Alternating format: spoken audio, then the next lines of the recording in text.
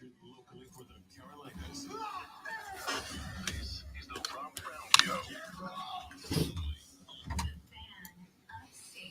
morning.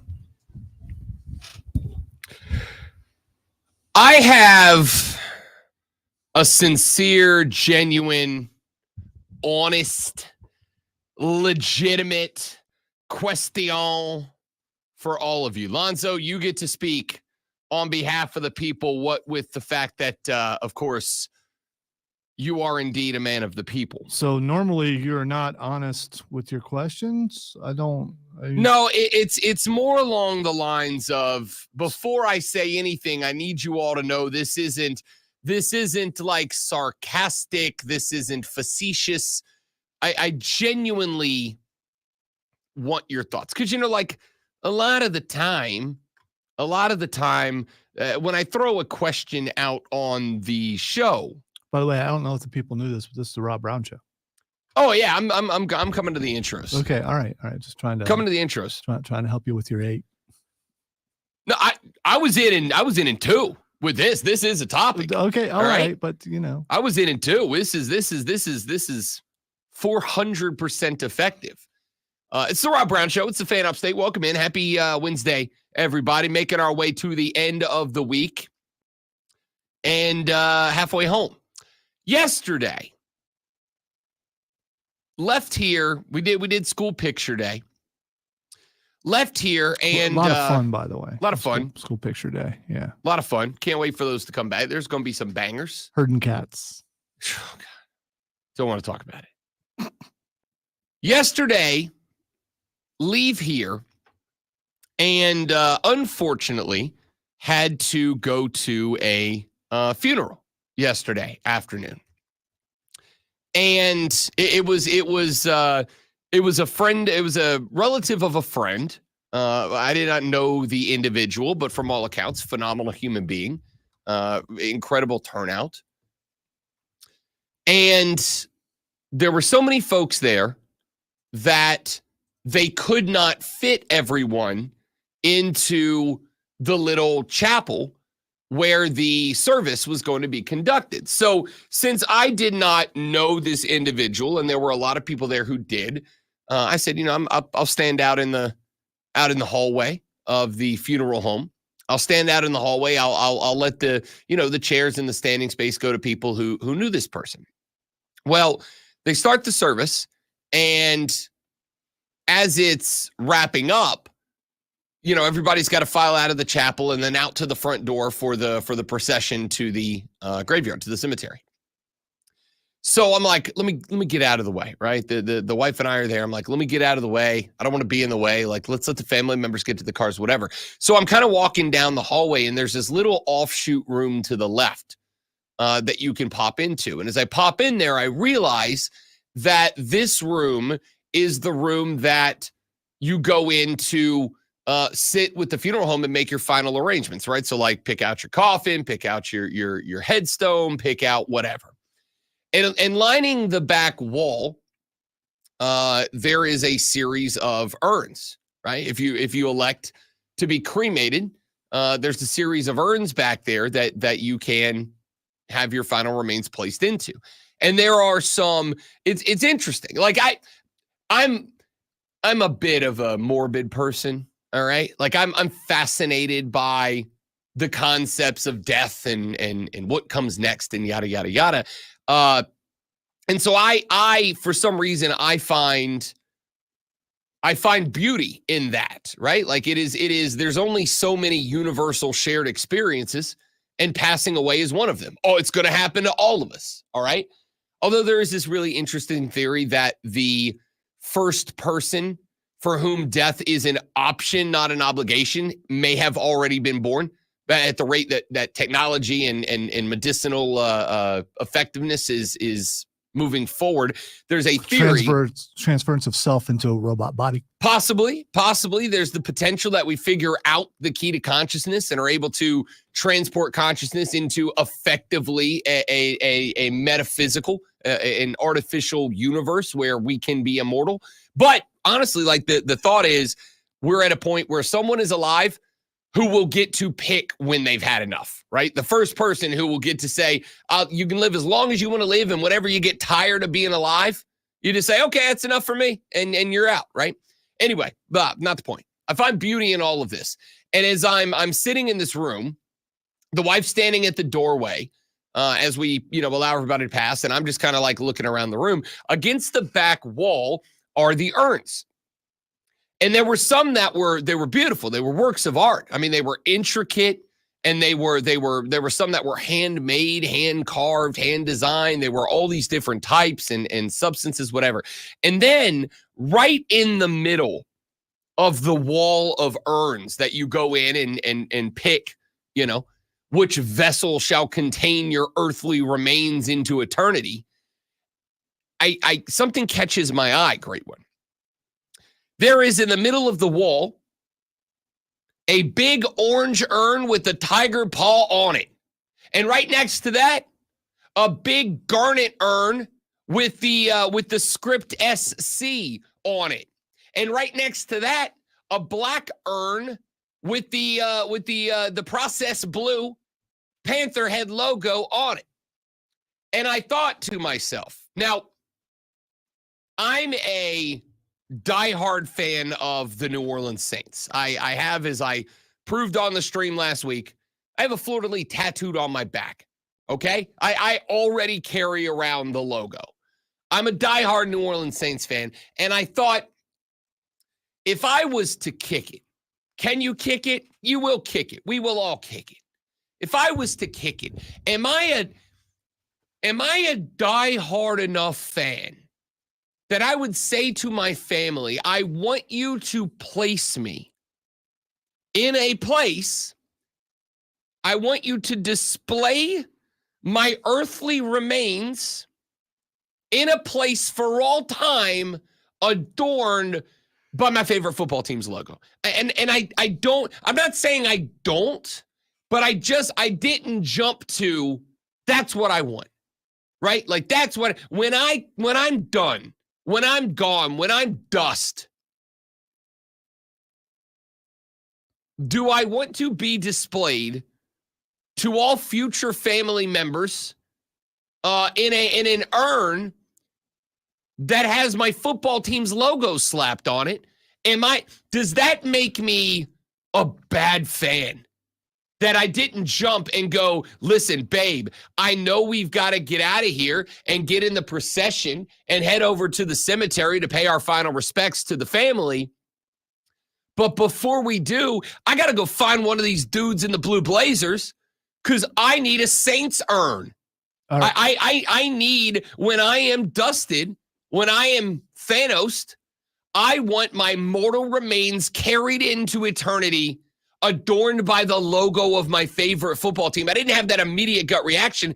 Does that make me a bad fan or a normal person? All right, this story didn't go where I thought it was going to go. I know, I could see you were getting a little... No, because I thought you were in trouble because I thought you went in and went, oh, yeah, and picked up an urn and someone caught you. But... I need you to know, I did not think about it. Okay, because that was my first thought. I'm waiting. No. Listen, he did not do that, and someone did not catch him doing that. I find life is more fun when you joke through the crappy situations, right? I agree. I find life is more fun when people are sad, down, uncomfortable, whatever. I find it more fun. When my dad passed away, right? When my father passed away, I was 25 years old. And when my father passed away, I turned into a stand-up comedian on funeral day, right? Like, because it's easier for me to process and to joke. I didn't know this person. I knew like 2 people in their entire extended family. I didn't know anybody. It didn't really feel like they were going to all walk out of there and be like, ha, that guy killed me. I did tell the fiance that if I go terminal, like if they're like, oh, Rob Brown, you got 6 months to live. Like if I know it's coming, once I accept it, I already know what the prank is going to be, which is I am going to use my immense radio talents and I am going to record. You know how like when people are coming into the into the chapel, and there's they play a song, right? And it's usually something that's either of your religious persuasion, or it meant something to right. to It's exactly. It meant something to the deceased. I told her what I'm going to do is I'm going to play the first half of Life in the Fast Lane from the Eagles, because that's my jam. That's my feel-good song, right? I'm going to play the first half of Life in the Fast Lane by the Eagles, and then there's going to be a moment where that fades out, and then I'm going to play the Undertaker song, but nobody but the person who pushes play is going to know that's going to happen. And after it gets into the part where it's cool and the Undertaker would sit up, then my voice is going to come on and be like, Dad, just kidding. That's it. That's my whole joke. I told her, this is what I'm going to do. I'm going to play the Undertaker's music, and then after it hits the part where the coffin would open and I'd sit up, I'm just going to go, Dad, just kidding. Carry on. And that's it. That's all I want. I don't know why that makes me laugh hysterically. I just didn't think dropping the Paul Bearer reference on a funeral of 300 people that I don't know was the right move. So as longtime wrestling fans, I don't think anyone can look at an urn and not think that. But for sure. So you should get the New Orleans urn, and you should put a note in it. And you should also have something on the outside saying, do not open until the Saints win the Super Bowl again. Do not open. Yeah. Yeah. And so when that happens and someone opens it, you can have a nice little note like it's about time or something like that in there. I mean, I there could be a chance that it never gets opened, but there could be a chance that it's opened a month after you are no longer with us. Not if Dennis Allen's still there.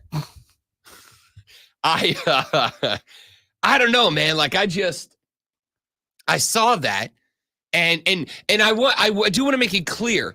This is not me in any way, shape, or form passing judgment on someone. They obviously make those for a reason. Because who you are in life, you want to be remembered by that. And if your fandom is one of the biggest things in your life, I don't have a problem with it. Right. Not at all. Not at all. And honestly, I would say for anybody who knows me away from the show, anybody that knows me away from the station, that the Saints are a big part of me, right? That's a big part of who I am. I wear Saints gear all the time. Sundays are Saints Day. But I'll put it this way to tell you where I'm at. When I met my now wife 4 years ago and we started dating, right? Because we were both 36, 37 at the time. When we started dating, we kind of had this thing where look, dude, we're both almost 40. I ain't got time to play. I'm dating you to see if we can get married. I'm not dating you for fun. And I said, here's all my red flags, right? Here's all the things you need to know about me. And one of the things that I went out of my way to make sure that she knew, because I know that this is a red flag for some people, one of the things that I made sure that she knew was that Sundays during the NFL, I watch a lot of sports. What I told her was I watch a lot of sports, and whatever you think a lot is, multiply that by 3. And that's about the quantity of sport I watch. I said, that's not to say, if there's something that you want to do or a trip we're going to go on or an event you want to go to, that's not to say I won't occasionally pass up on a game or whatever to go do that thing with you. It's just if there's nothing and it's Sunday, I'm watching football from 1 p.m. until I pass out. All right, that's just how it is. And I will not skip things for the Saints. That it doesn't matter, right? Babe, we're going to brunch at 1 o'clock on Sunday. All right, tell the girls I said hi. I'm not going. The Saints are playing. All right. Now I'm willing to work with you. If you're telling me we're going to go to brunch at a sports bar, okay. The game's going to be on? Good. I'm there. I can talk and watch a game at the same time. It is a huge part of my fandom. Of my person. I'm good with that. I didn't jump at, what I want is for my mortal remains to be carried forward by this football team. I did read because I'm a weirdo. Last night, when I was sitting at the house, at the casa, I spent the day getting the motorcycle running. I was tired. I sat down at the casa yesterday.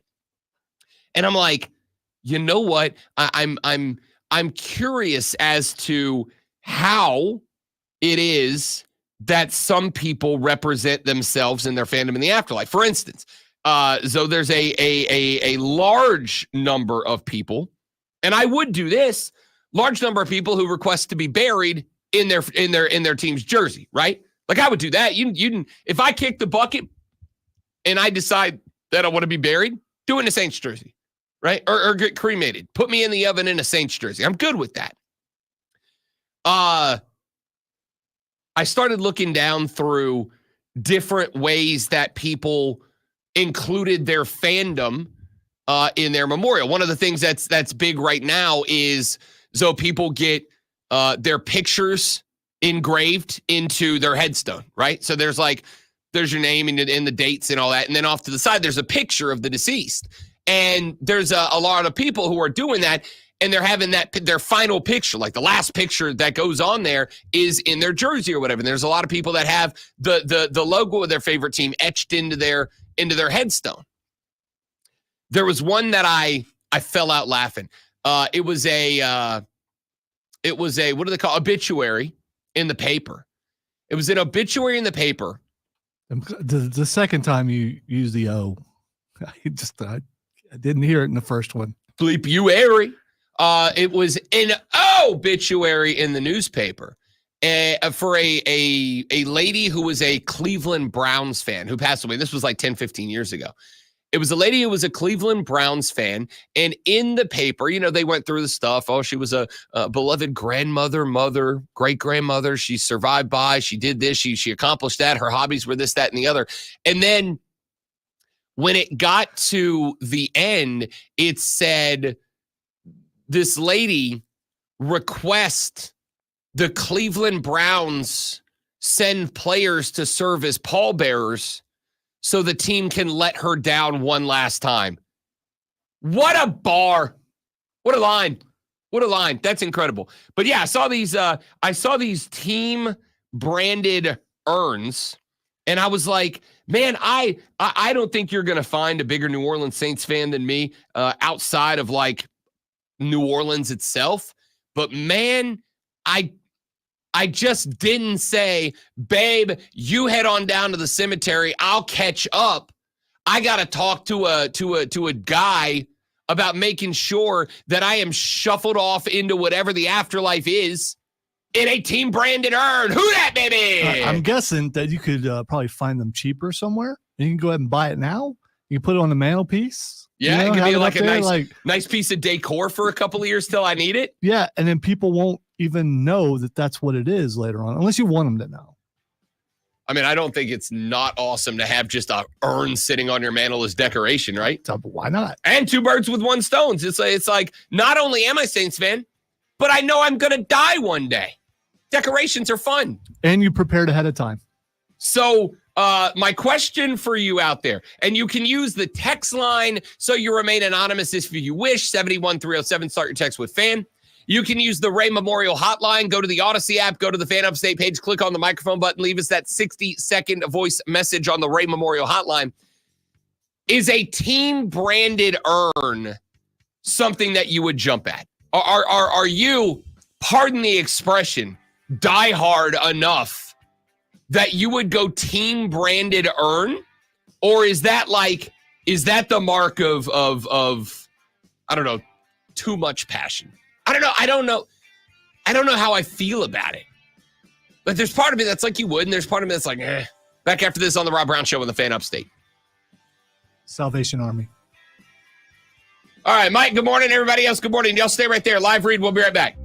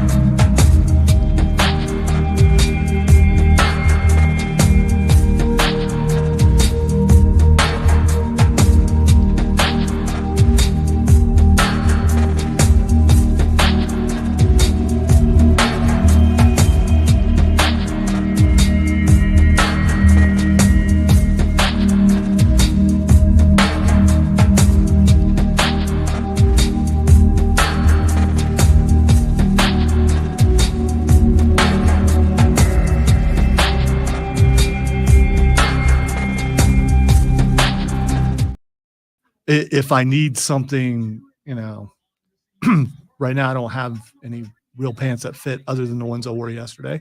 So, but if I know I have a function where I need them, I'll just go out and buy some. Yeah.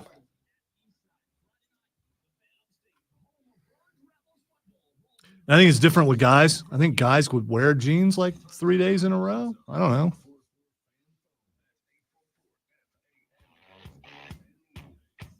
So you're saying you didn't wash your jeans? Correct. Okay. All right. No, I'm your underwear is clean though, so that's all that matters. Yeah, right? yeah, yeah. I'm assuming. Yeah.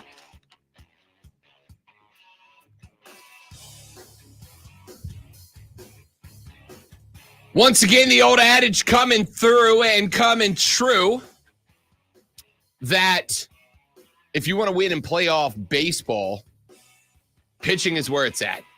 It's pitching. It always has been pitching. The American League Championship Series game number 2 yesterday goes to the New York Yankees. 6-3 is your final in that one. And the Yankees had a good day at the dish. I'm at this point convinced I called the Yankees going to the World Series before the ALCS started, primarily because the bats are getting progressively better. But the Yankees aren't here because of their bats. The Yankees are here because of their pitching. Stay tuned. I do have a local tie into this. Garrett Cole, 4.1 innings last night, gave up 6 hits, but only 2 earned runs, K'd 4 before he was replaced by Clay Holmes. Holmes would ultimately be credited for the win. Went 2 outs, K'd 1 of them. They went bullpen game the rest of the ride. But when I bring up pitching, it's more about the other side of the equation in this particular game. Tanner Beebe has been a good pitcher for the Guardians this year. In fact, the reason that the Guardians got the 2 seed, got the bye coming into this thing, but last night he was just getting shellacked. Made it 4 outs, 5 hits, 3 runs, 2 earned, K'd only 2 before he was yanked. The Guardians last night had to go with I think 8 different pitchers to get through this game.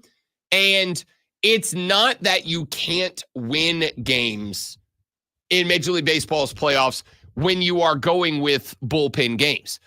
You can, but you got to be electric. You got to be electric. And the Guardians, who are a very good baseball team, 92-69 to this point, very good baseball team. Last night could not lean on the arms. And it doesn't help that they had a handful of issues. Rocio out in shortstop had I think a 2-error game yesterday. Had a drop fly ball that I remember, and I want to say he had a fielding error as well that allowed a man on base. The Yanks ended up with 11 hits in that game. And that was really it for me. And then I look over on the other side of the equation, over on the NLCS side as well. We are 1-1 in that series. The Dodgers got game 1. The Mets got game number 2. And the difference in that game to me, same thing. It came down to the pitching. Sean Manaea in game 2 was very good. 5 innings, 2 hits, 2 earned runs, K'd 7. And those 2 earned runs both came off a dong. Both came off a ding. Both came off a homer. So I think at this point, it is very evident that whether it's New York, LA, the other New York, Cleveland, having the bats active is obviously important. But having somebody else that can make their bats less active is also massively important, right? And the reason I bring this up is because the postseason is officially underway for the Atlanta Braves. And there are a lot of questions about what the right play is for Alex Anthopoulos during this offseason. There are a lot of decisions that have to get made. And there probably is not a bigger decision that has to be made than whether or not the Braves make a play to try to keep Max Fried in the mix.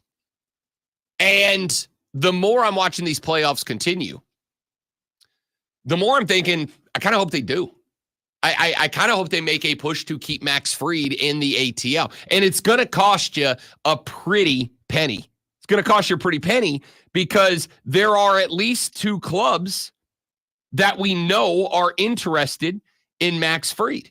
We know that the Los Angeles Dodgers are active and interested in Max Fried, adding him to the rotation. They're just stockpiling pitchers out in LA right now. We talked about it going into these playoffs.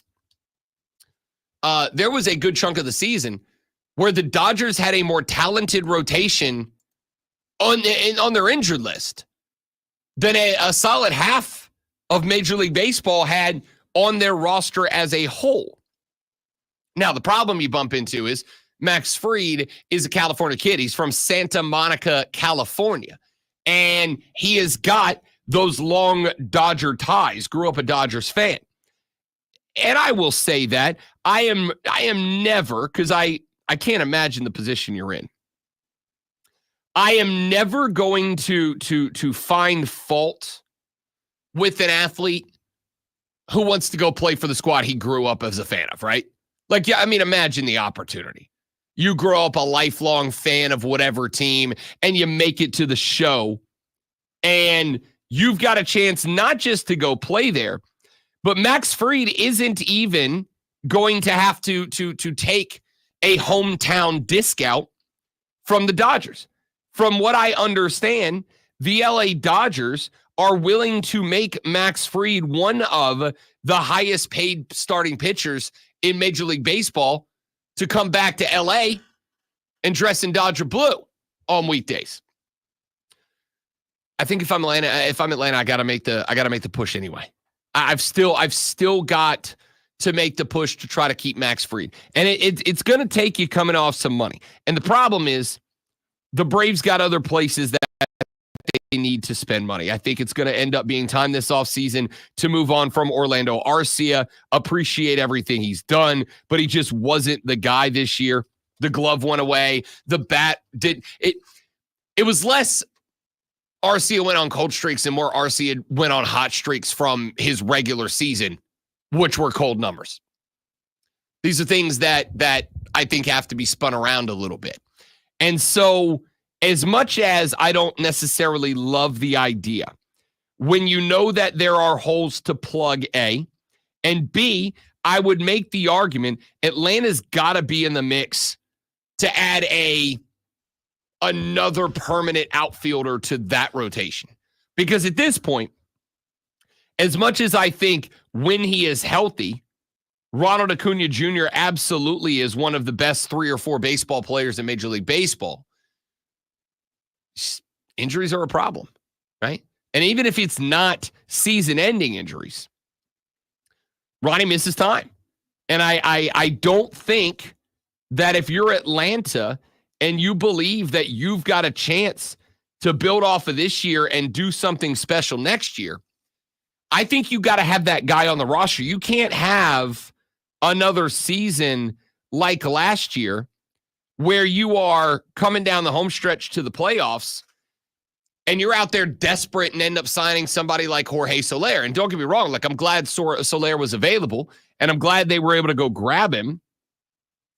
And we've talked about this a couple of times. This does not mean that I'm suddenly just good with Brian Snitker, but I think also handing flowers where flowers are due is important. The fact that Snit was able to get this roster into the playoffs at all was like a small miracle, right? But I can't have a situation where Atlanta is going into the trade deadline and they are desperately searching to come up with a trade to go get Jorge Soler back. I know you don't want to carry 4 starters on the outfield rotation that you're paying big money for, but I also don't think you're going to have a choice. You know that's where the injury bug has been a big problem for you.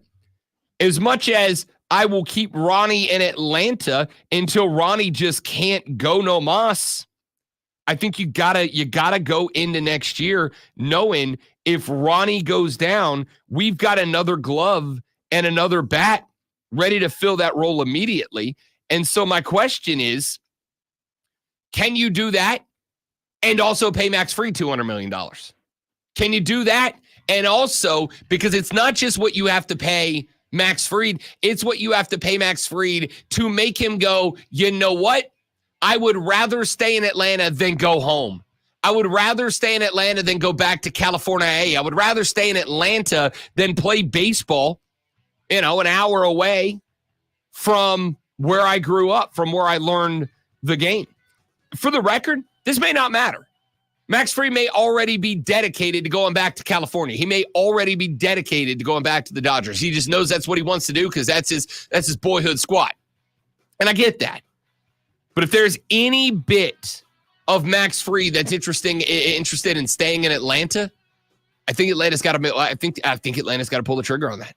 I think Atlanta's got to make the move to keep him in the spot because look at what we're seeing in the postseason so far. The teams that brought the best pitching rotations, the Dodgers, the Yankees, the Guardians, these teams, the Mets, the teams that brought, well, the Mets are probably the outlier if there's one, but the teams that brought the best pitching, they're still alive. The ones that didn't ain't. It's not an adage. It's a truth. I think the plays try to keep Max Fried in Atlanta. Back after this, we'll get to some football coming up here in a minute on the Rob Brown Show and the Fan Upstate.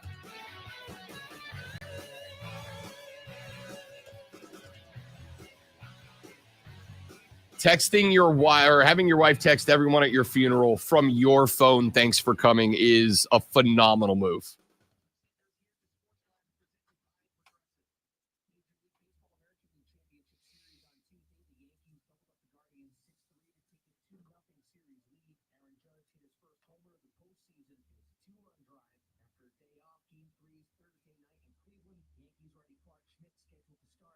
You carving a pumpkin this year?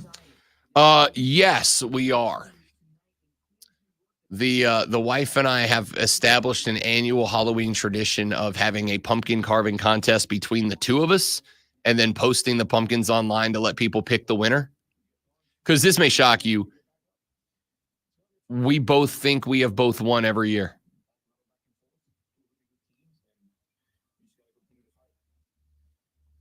Her pumpkins are awful good. I'm just saying. Oh, they are. Yeah, I mean. But mine are art.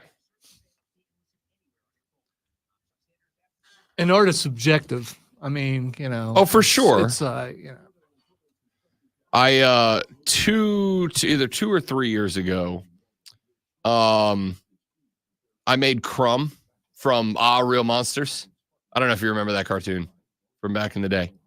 No, when you say Crumb, I think Harry Potter. Yeah, so there was a show, there was a cartoon back when I was growing up named Real Monsters. And Crumb he was kind of like Mike Wazowski from Monsters, Inc., but he was human skin. And so he was a big ball of human skin with a mouth and 2 arms, but his arms were like this, and he held his eyeballs up in the air with his arms. So he walked around like this. And so I made a pumpkin, and I got arms from like skeleton arms from a Halloween store. And then I took clay and I molded them over the arms and put them in. And then I put eyeballs in the armhole. So I made Crumb. And I was like, oh, this is not getting beat. And then she made it, and she covered it in Mardi Gras stuff. She made a Mardi Gras pumpkin, and the internet beat her. All my family voted for her. And I'm like, I mean, I get it. I get it. It's a NOLA pumpkin, but it's October. Mardi Gras in February. How is that a thing? I'm going to make a Christmas jack-o'-lantern next year. Do I win? It's called Know Your Audience. That's what it is. Going to I told her she pandered. I'm like, you're pandering hard for votes out here. Of course. Do you want to win or do you not want to win? I'm just, I want to win with integrity. Okay. And then I'm getting some pumpkins for the granddaughter today, just so I can do like I did when the kids were little, just look on their face when they have to stick their hands inside the pumpkin. Yeah.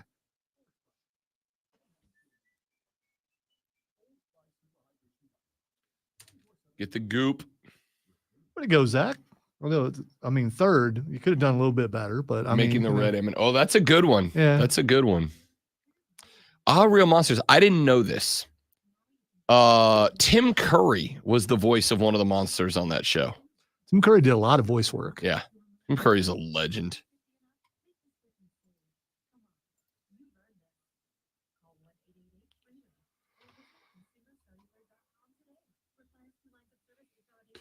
Do you smash your pumpkins when you're done with them? Yes, but not just like randomly, whatever. So We do you smash yell- them up and put them down in the garden for Oh, fertilizer. okay. So you don't yell, despite all my rage, I'm still just a rat in a cage, and then just slam it down. No, I'll tell you what I did last year was I set it in the middle of the garden, but then I took the sledgehammer to it, Triple H'd it. Cool. Yeah, it was cool. I'm just thinking, I do have a new porch. How far can I hurl a pumpkin when I'm done with it? Of course, you got to make sure it's not on fire when you do that, because that would be a bad Okay, idea. that's lighting your pumpkin on fire is different than smashing your pumpkin.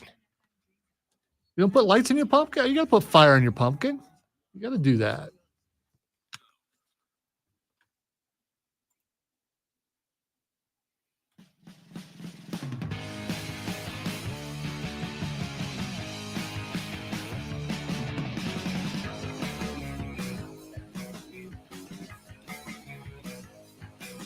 This is the Fan Upstate. Rob Brown, the great one. Lonzo with you here on the show. 844-326-3663. That is the number to the renewal by Anderson of the Carolinas fan phone. 844-326-3663. The text line is open. 71307. 71307.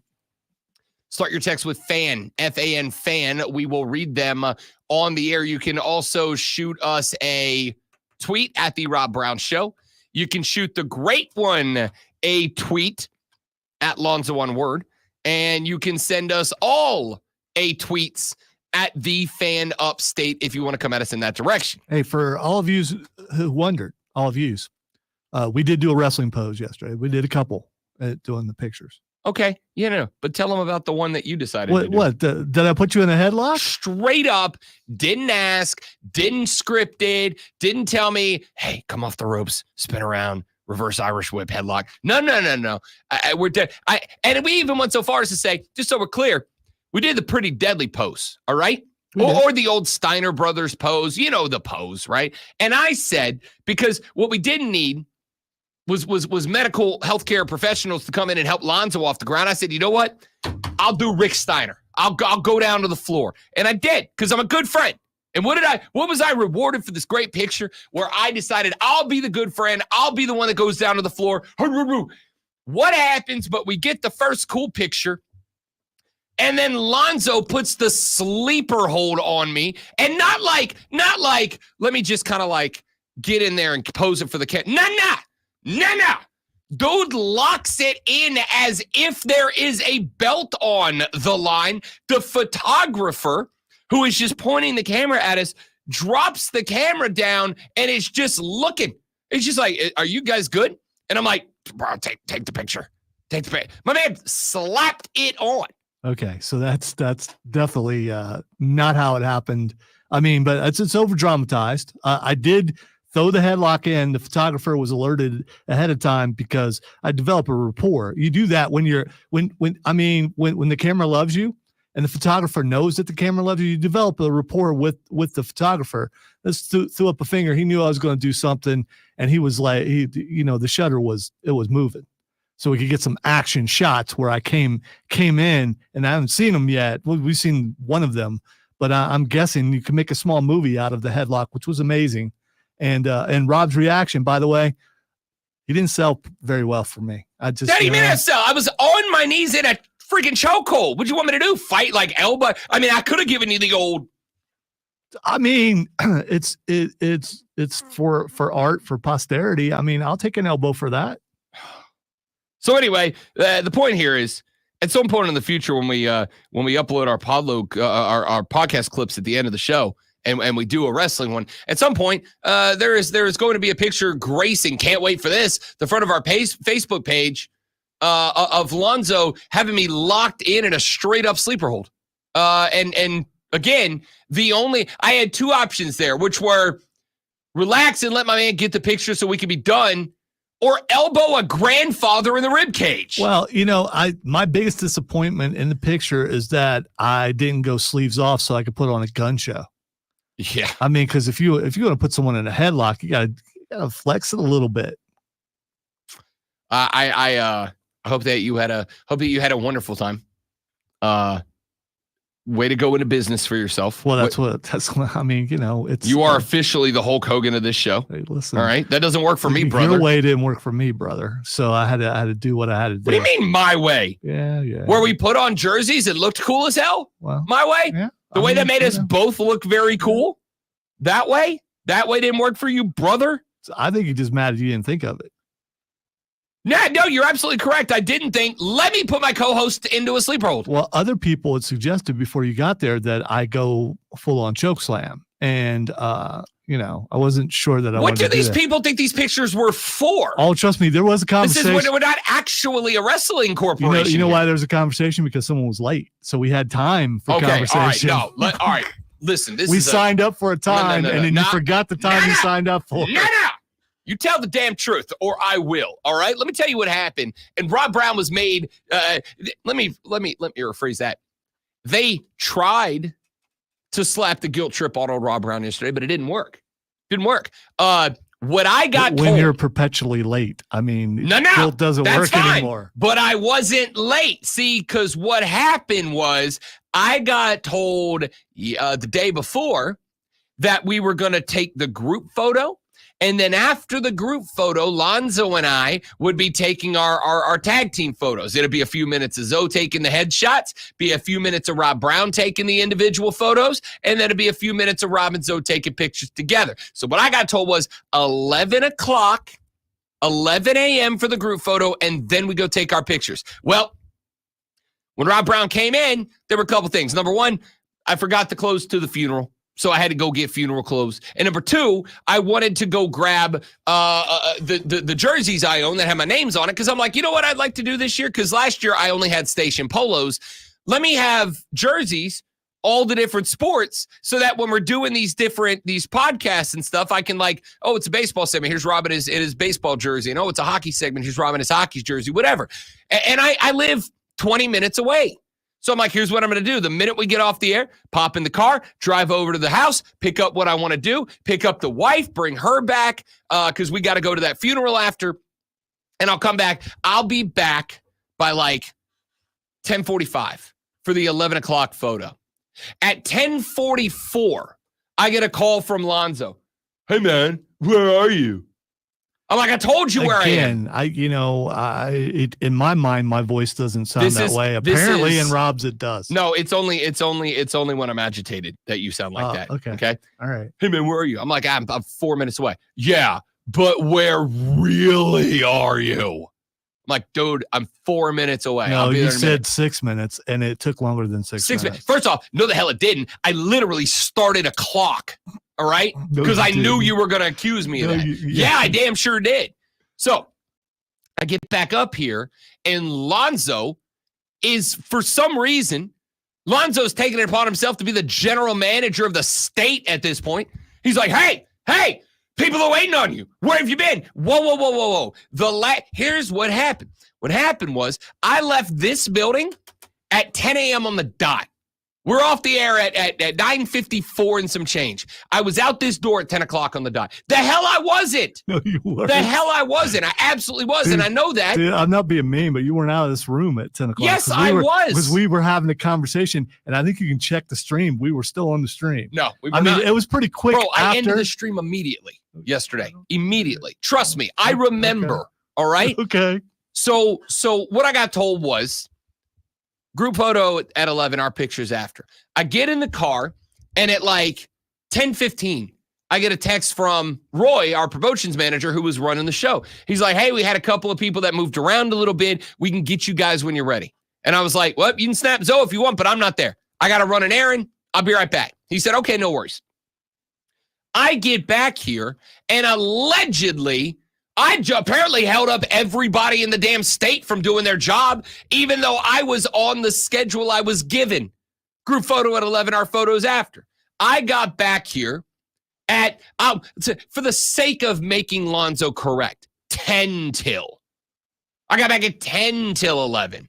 And I walk in the room. By the way, that's extremely accurate, what you just said. And this man is in the photo studio flipping his damn lid I was 10 minutes early to the time that I was told to be back. Listen, there was an advantage to this. I made the room mine, and I probably took 3 times more the amount of pictures than anybody in the entire building. Because while they were waiting, it's like, yeah, let's take a few more. Yeah, let's try this. Let's try this. I mean, seriously, dude, I took way more than anybody. Okay, including cool. you. What I don't need is you up on my ass when I was way on schedule. Hey, listen, I'm fine when you get on me because I'm late, and I'm late a lot. I will acknowledge that. It is one of the biggest flaws of me. My time management skills are booty cheeks. My wife will tell you that. If she needs me there at 10:30, she tells me she needs me there at 10:20, all right? I acknowledge it. I'm a chronically late butthole, and I'm sorry for it. It's just how I am. But what I'm not going to do is have the schedule shifted up on me at the schedule time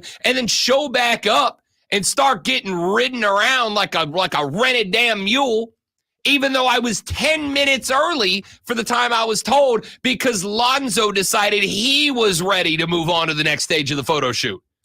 Also, by the way, you forgot to point out that I couldn't go eat barbecue because I was waiting on Yes, him. you could. No. You stood in the door for 10 minutes chirping at me about how bad I was at scheduling. I'm like, go get a plate right now. You could be eating right now. You're yelling at me from across the room about being late when I'm definitely 10 minutes early. You can hear, no, I can't. I've got to have the photos ready. Go get your barbecue right now. Stop yelling at me. By the way, my other favorite pose, which was suggested to us by the photographer, was me putting an elbow in the back of Rob's head, which was really good. What you'll notice the common theme here is that Lonzo's favorite thing yesterday was the ability to physically abuse me for the better part of a photo shoot. I also was able to go deuces. I don't know if you noticed that, but the photographer was laughing when I did it. So, I mean, when the camera loves you like it does me, everybody else is second best. I was on time. I was 10 minutes early. I was 10 minutes early. I got told 11 a.m. I was back at 10:50. Should I ask Roy to come up here when he gets to work and ask him to come up and point out how not on time you weren't? You got to text him at 6:50. No, I'm not texting him. What I'm going to do is pull up the text that I said, what time do I need to be here for the group photo? And he said 11 a.m. Right. So you're leaving out the group photo has nothing to do with our individuals. Yes, it does. I got told group photo, team photo, group photo, then team photo, group photo, then Rob, then Lonzo, then Rob and Lonzo, group photo, then. Are you going to point out how you went home to get something you forgot and then you still forgot it? No, because that's irrelevant. What's relevant is Lonzo not only put me in a sleeper hold yesterday, not only dropped a stiff bow to the back of my neck for the sake of art, I got but on top of that, elbows too, by the way, in front of everyone I work with and for, is telling everybody how irresponsible and late I was when I was finally early for something. I want my flowers. I was on time. I deserve pats on the back and chocolate cake because I was on time. And no, what do I get? My own friend, co-host, executive producer in front of every boss I have in this building going, hey, you're late, when I definitely wasn't. It's infuriating. We only have 2 bosses in the building. That's all of them, isn't it? Yeah, I don't think either of them were present during the time that you're saying, but that's fine. I mean, revisionist history. It's okay. You're passionate about it. That's fine. Sir. Hopefully the pictures turned out well. And can't wait to see like the 2 they let us see after all that time. Oh, God. All right, we got to run to a break. Listen, photographer was awesome. Photographer was good. He was a cool guy. He was a cool guy. I rolled up in there with like 4 jerseys, and I'm like, all right, here's what I need. He's like, all right, dude, I got you. And he did them all. It was great. It's phenomenal. What I didn't need was a stiff arm to the back of the neck and a sleeper hold out of the blue for no reason. It's unbelievable. Unbelievable. I had no idea this was coming. I just slapped on like it was a rest hold for us to take a gasser in the middle of a WrestleMania contest. Unbelievable, man. Unbelievable.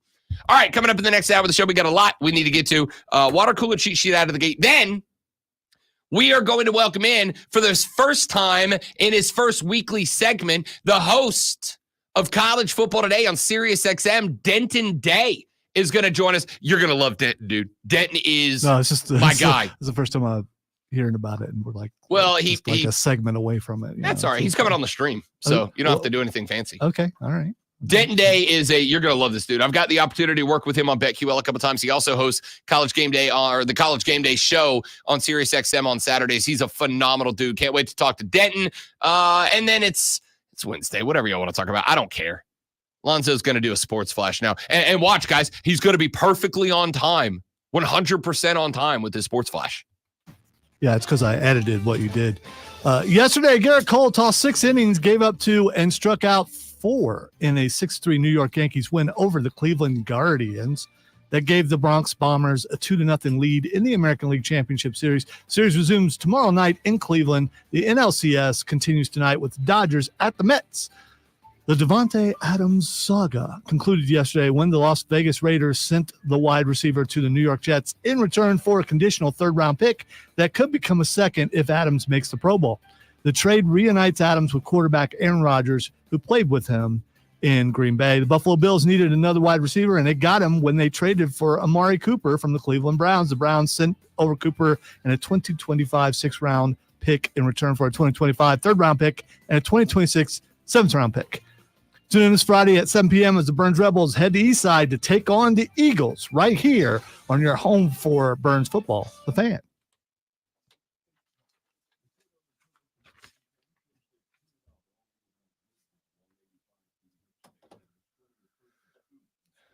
I just got to say, it was a good headlock. I mean, it could have been tighter, but, you know.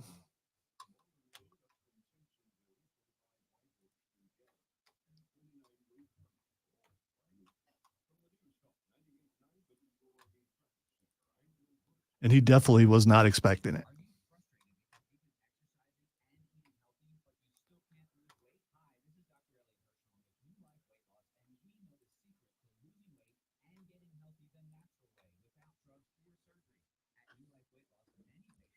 And I'm sure any of you watching right now would have done the same thing.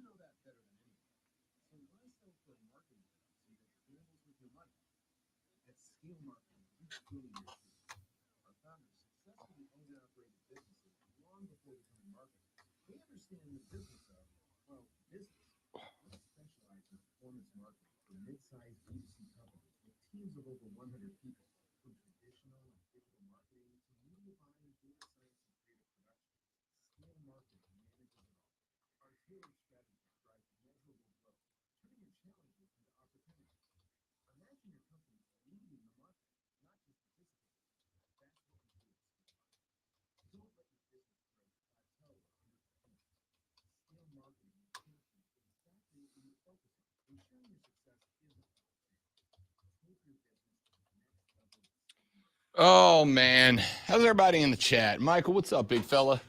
Good morning. Zach, Tracy, glad you boys are here, as always.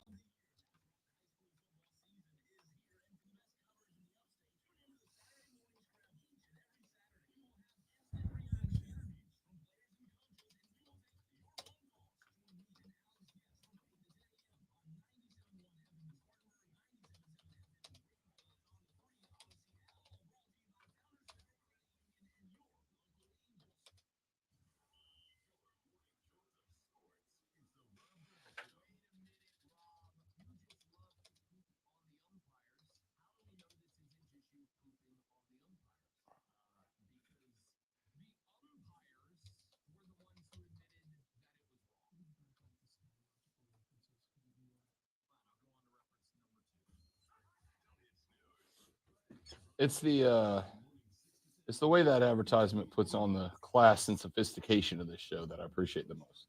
Hey, it's a brief glimpse into what is this time slot. Yeah. Or whatever time slot we're in. Depends on the year. Yep. Did you say, yeah, we've been on a year now in the morning? Yeah, it was. Feels like eternity. Yeah. Love you too, buddy. That's not what I'm talking about. You know it.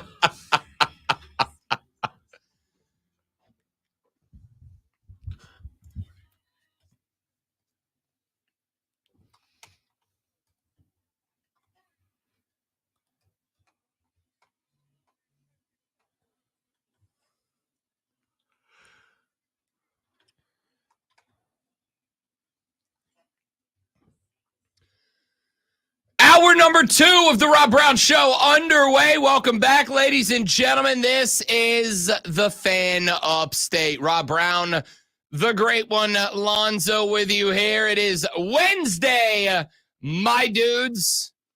And we begin turning our attention towards the football weekend coming up in about 40 minutes here on the show.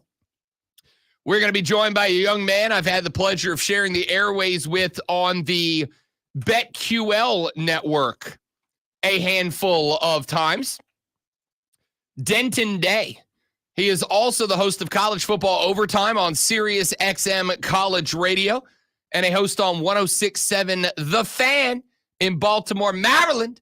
He's going to join us to talk some college football coming up here in about 40 minutes from right now. Very excited to spend a few minutes on the air with Denton Day. You guys are going to love this cat. He's going to start joining us on Wednesdays through at least the remainder of the college football season. And honestly, we'll probably keep him on after that because dude's entertaining. Love Denton Day. He'll be joining us coming up here in about 40 minutes. You're going to want to stay there for that. But it is now 7:01 in the a.m., ladies and gentlemen. You're inside of an hour away from having to get clocked in and locked in at the office. And you and I and everybody knows what the best part of the day is, all right? It's not when you finally knock out that TPS report and drop it on the boss's desk.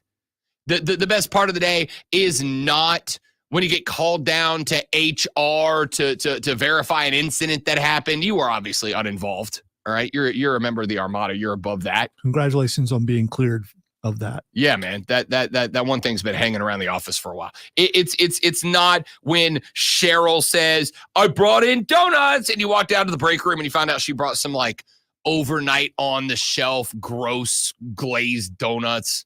Didn't even have it in her to stop and get some some frosting on them. Come on, Cheryl. We know you make money. Yeah, like.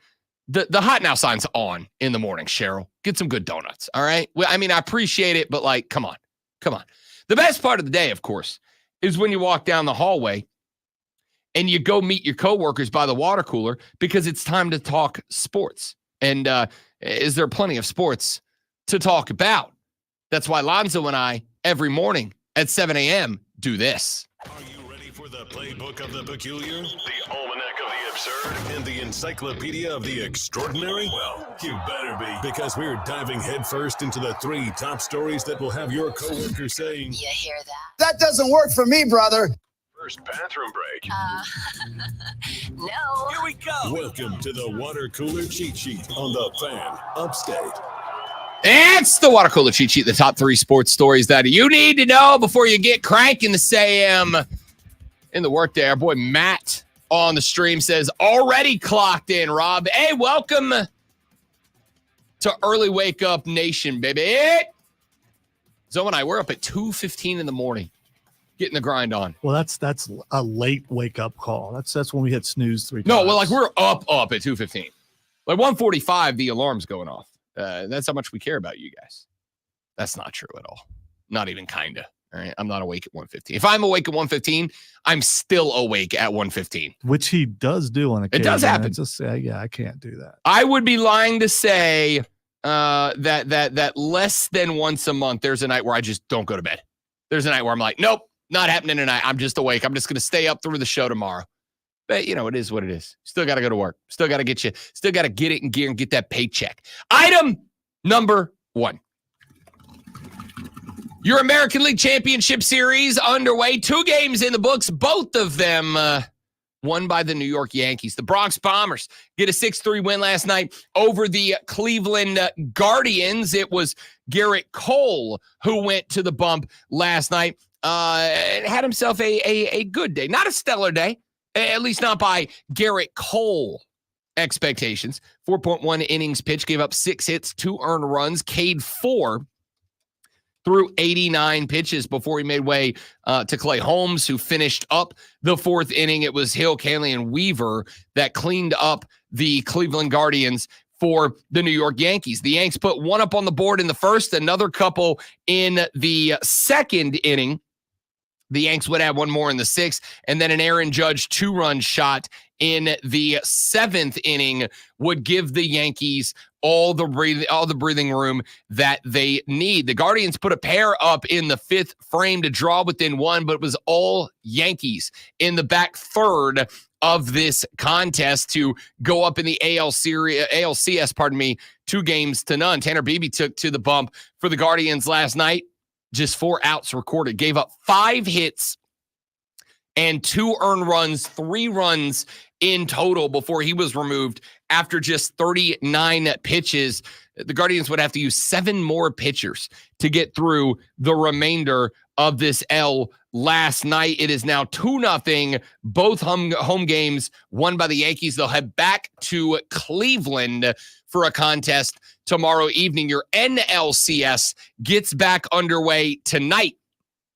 This time back in New York City, as the Mets will host the Dodgers tonight. First pitch at 8:08. Walker Buehler to the bump for the Dodger Blue, and the Mets will counter with Luis Severino tomorrow night. Good night of baseball. 2 games tomorrow night. Both the Yankees at the Guardians and the Dodgers at the Mets will take place tomorrow.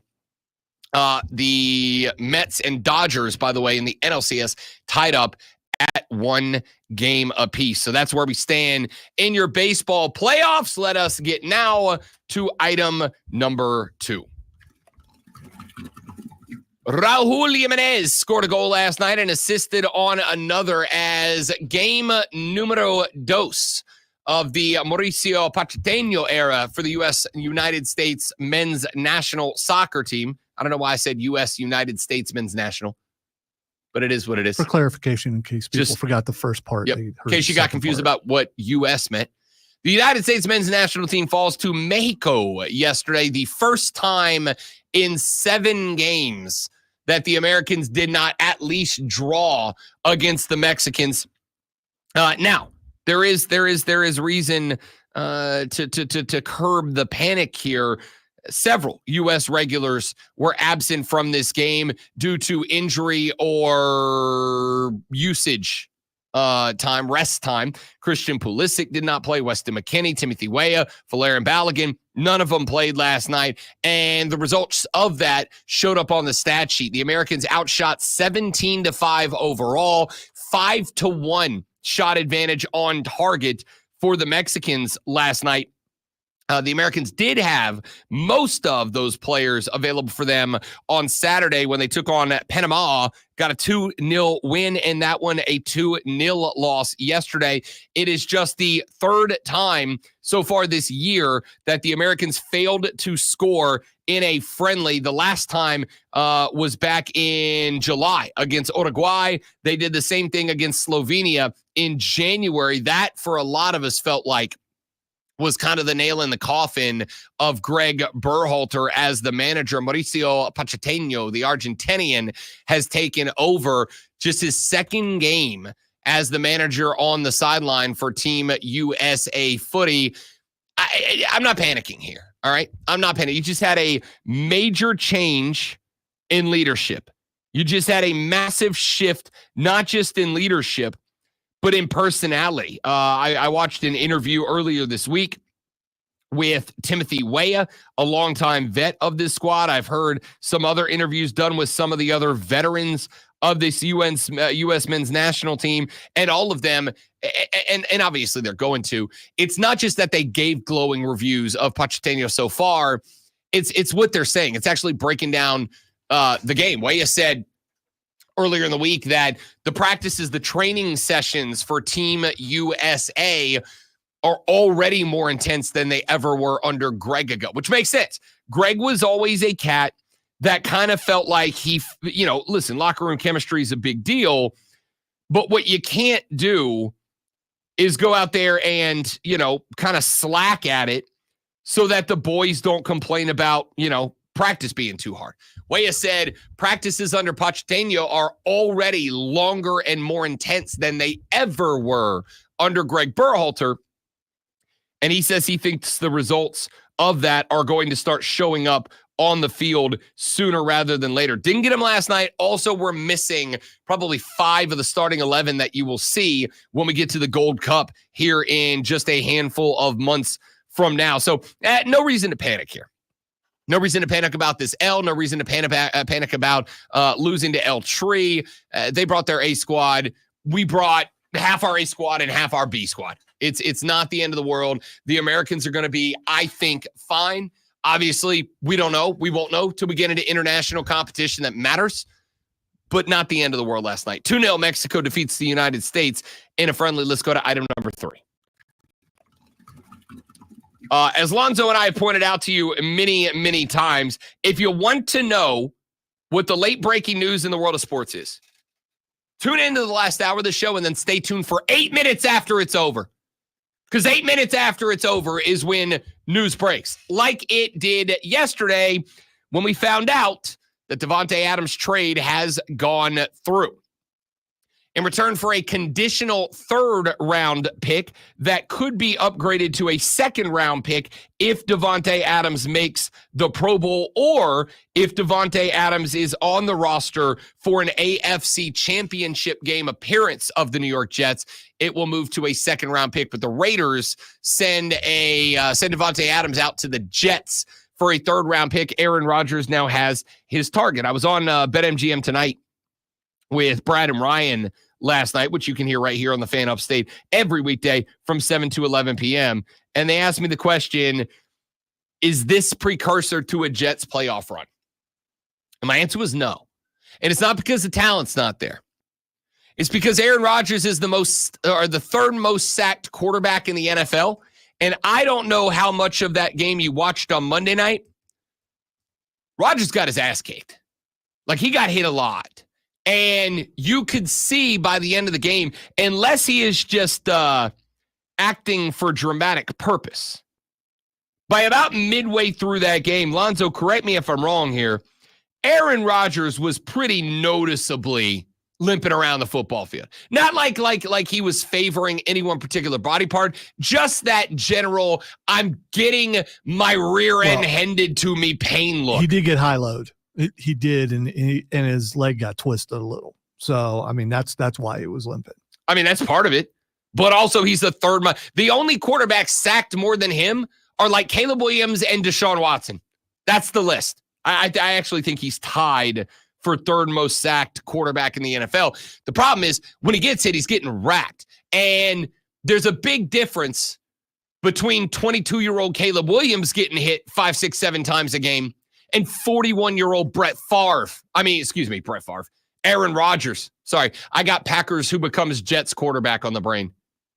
Yeah, except this time. Remember when Brett Favre was a Jet? He won't be able to go to Minnesota if he's following the path because Minnesota's playing really well right now. Yeah, they don't need him. Aaron Rodgers getting smoked behind that offensive line.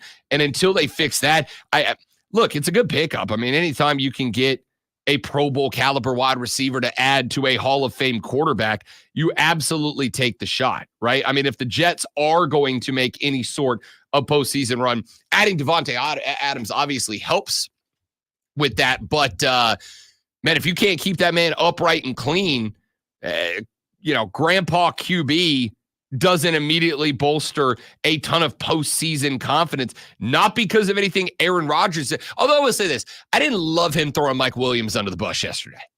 They asked him about that pick, that end of the game, and he's like, yeah, he ran the wrong route. He's supposed to go to the red line. Instead, he threw an in break. I can't read that. I got to throw it to a spot, and he has what it's designed to give a one-on-one coverage, and he didn't run to the right spot. So even if he's right, like even if Aaron Rodgers is right, I don't know right now that openly and publicly throwing your wide receivers under the bus is the right move. You do better, Williams. I don't recall you criticizing Tom Brady about his age. Because Tom Brady wasn't getting hit 6 times a game at 41. Okay, Tampa Bay, you know what pointed Tampa out. How many times are you going to point out his age? We all know. I'm going to point at his age where it matters. And when you are the third most sacked quarterback in the NFL, your age matters. 41-year-old, as somebody who is staring down the barrel of 40 and what feels like my own mortality, I promise you, I don't bounce back from the little things like I did when I was 22.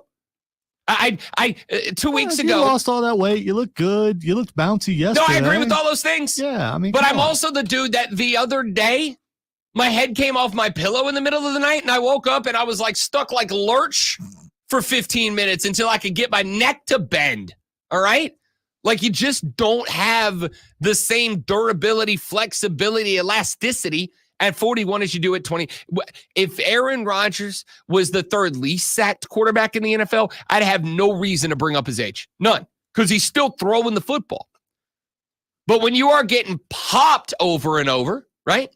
Like if Lonzo, if we had a guy that walked around the radio station and he decided one day that he was just going to start, just pass proing people into the wall, and he did it to you, and he did it to me, and he did it to an intern who was 22, you know who they're going to be concerned about first. Well, first of all, I ain't getting pass proed into no wall. I know that I'm pretty old. This would have to be a large individual or someone who's just waiting in the hall when I walk towards the restroom and get me there. I mean, listen, as somebody who would get pass proed into the wall, my man, you got to fight that chair some days. True. You don't think if Fat Boy turned the corner and wanted to throw a pass pro at you, he's not moving you? First of all, I'd hear him coming. Not the point.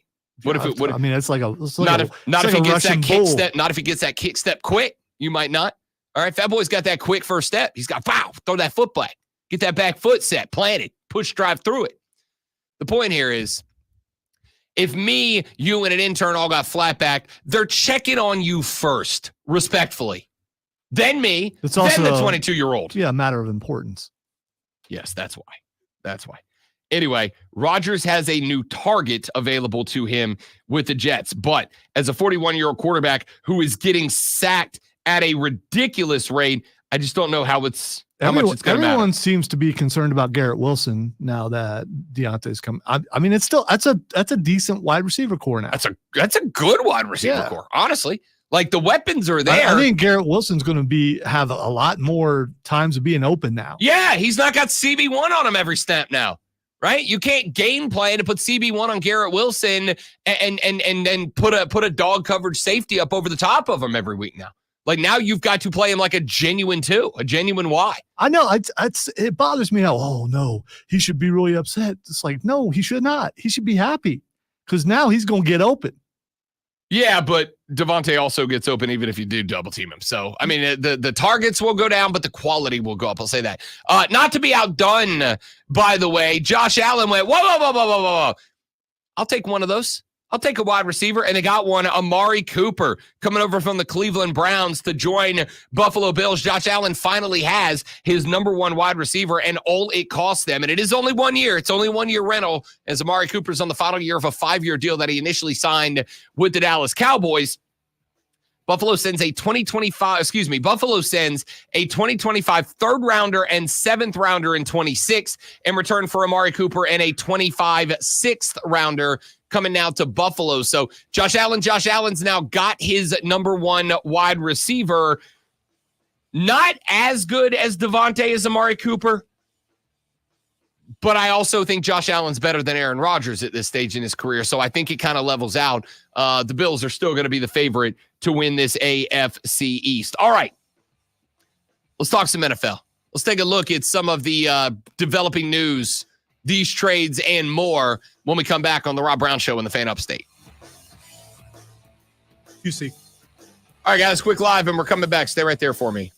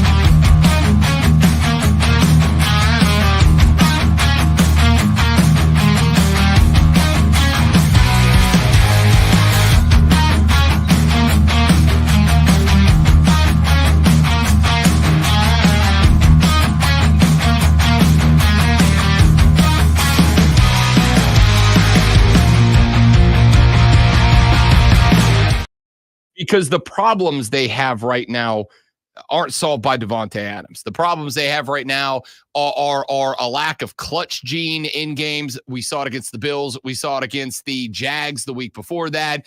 The games they've lost, they've been in, just haven't been able to finish, A. And B, again, like I'm not repeatedly bringing up the age of Aaron Rodgers because it prevents him from being able to throw a football. I'm bringing up the age of Aaron Rodgers because, number one, the guy's getting hit almost as much as anybody that's not Deshaun Watson in the dumpster fire that's Cleveland right now. And B, part of the game of Aaron Rodgers is his ability to extend plays with his legs. And I don't care who you are. You're not as fast at 41 as you are 31 as you are 26. So if the Jets are going to continue to lean on Aaron Rodgers and ask him to extend plays, yeah, having Davante Adams certainly helps in that regard. But if my man's running for his damn life, it's not like he can wait and develop Adams' routes.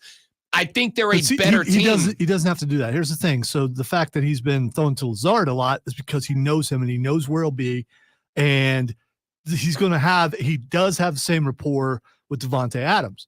So he knows how Adams runs routes. He knows if he's in trouble, Adams is going to be where he's supposed to be. I think that helps. Now he has two receivers. He knows they're going to be exactly where they should be for how he runs an offense. So he won't have to think as much. He's got two outlets now that he knows for sure they're going to be where they're supposed to be. Which means he can get the ball out quicker and maybe have a shot of staying upright. I'm not, for the record, I'm not discrediting that at all. Yeah, chemistry, I mean, it accounts for a lot, especially between the receivers and the quarterback. Not discrediting that in the least. I agree with every bit of that. What I am going to say, though, is a guy being where he's supposed to be when the quarterback is running for his life is a lot different than a guy being where he's supposed to be when a quarterback's going through the progression and has the opportunity to plant the ball and throw the ball where he wants to throw it. On top of that, Davante Adams' route running is a skill set that I think is more about the development and the setting of the route, right? Like Davante can get on a 9 and just go. But Davante's ability to beat you comes from his ability to throw a move or a double move into the route to get into the route and get through. And Aaron Rodgers has got to get rid of the football. That's just the offense that they're in right now. He doesn't have. We talked about this last year with Bryce Young when I brought up the graph and I pointed out that BY, when he has over the league average, which was very rare last year, when he has over the league average in time to pass from a clean pocket, his accuracy last year was one of the most accurate ratings in the league when he had over that 2.6 whatever seconds it was to throw the ball. The problem is he also had the lowest percentage of clean pocket throws in the league. He just didn't get that time. That's kind of, I'm putting that same argument right now to Aaron Rodgers. It's not that he can't make the throws or that he's inaccurate with the throws. He very clearly can and is not. What I'm saying is the dude's not getting the time that a quarterback needs to throw. And in asking a 41-year-old player to extend plays as the Jets are currently doing with Aaron Rodgers, Davante, I don't think, is a dude that, like, it's snap, 1, 2, throw to Adams. Like, it takes a minute. It takes that 2.5 for him to develop that route.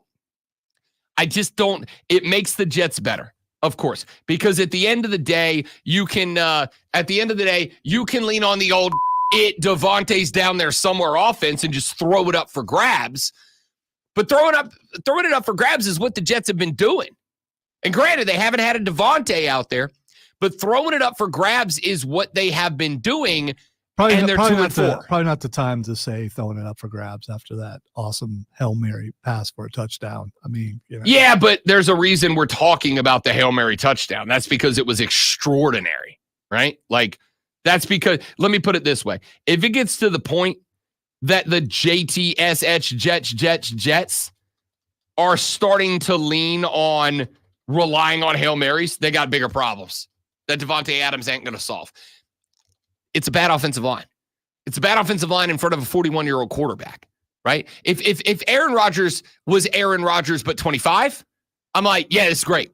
I just start rolling the pocket left and right, but he ain't, and he's slowing down So you're as saying games go on because of how hard and often he's getting you're hit. saying this is less impactful than the receiver going to Buffalo just because Aaron Rodgers is 41. Not just because Aaron Rodgers is 41. I feel like you think that this is me taking shots at Aaron Rodgers.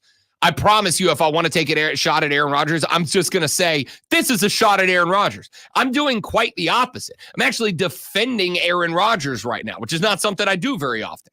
The defense here is, when you stick him behind a garbage offensive line and he's 41, when you stick him behind a garbage offensive line and that forces him to extend plays at 41, it changes that game entirely, right? I would be willing to say right now, if Aaron Rodgers had the opportunity, had the ability to sit inside of a clean pocket, if Aaron Rodgers had genuinely league average time to sit in the pocket and throw the foot, just league average time to sit in the pocket and throw the football, I truly believe that Aaron Rodgers would be discussed with Josh Allen, Lamar Jackson, Patrick Mahomes. He would still be in that conversation. The reason that he's not right now is because they're just asking too much out of a 41-year-old quarterback, right? This is, we talked about Brady when he was with the Bucs at the same age. Well, you didn't hammer his age. Correct. I didn't have to.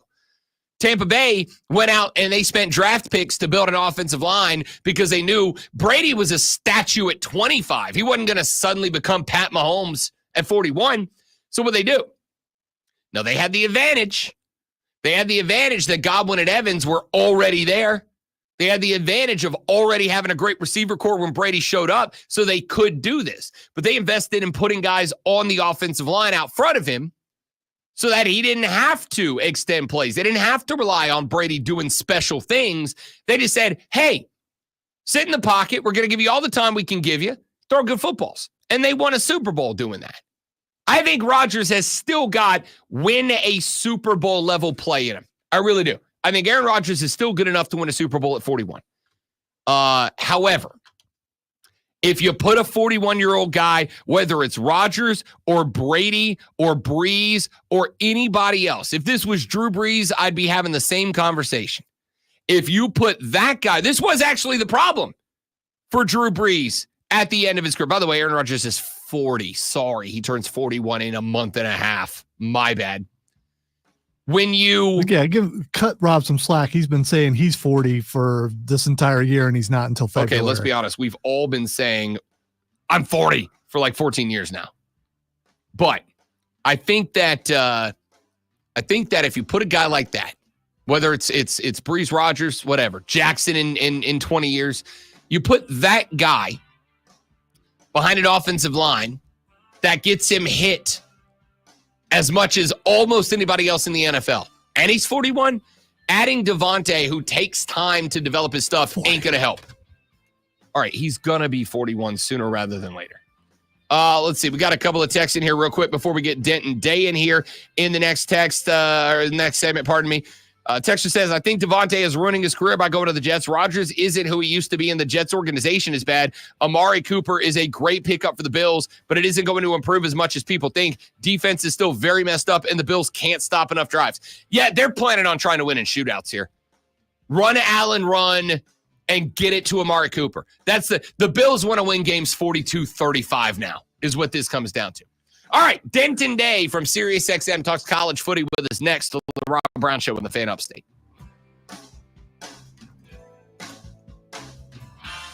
All right, guys, we're going to step away and get Denton Day set up. Y'all stay right there.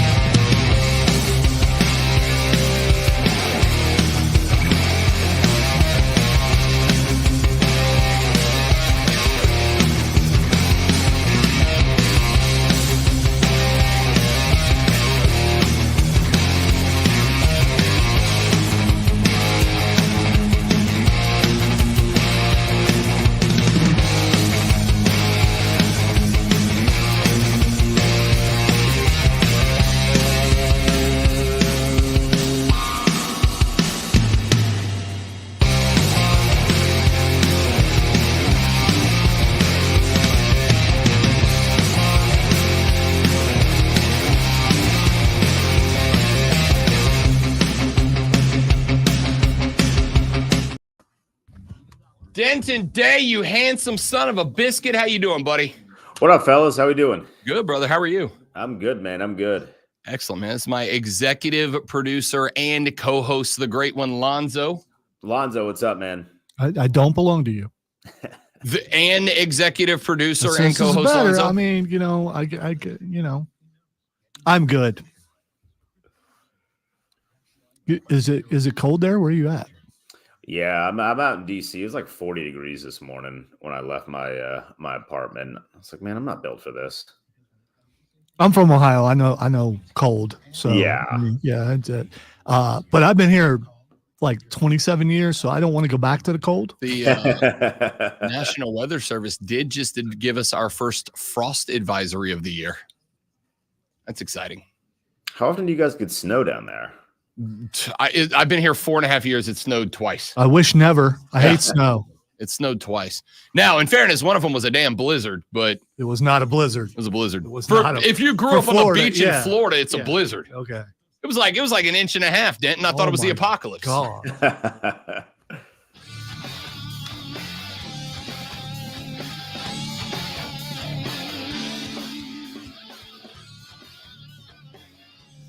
The Rob Brown Show back on your radio. It's the Fan Upstate, 7:38 on a Wednesday morning.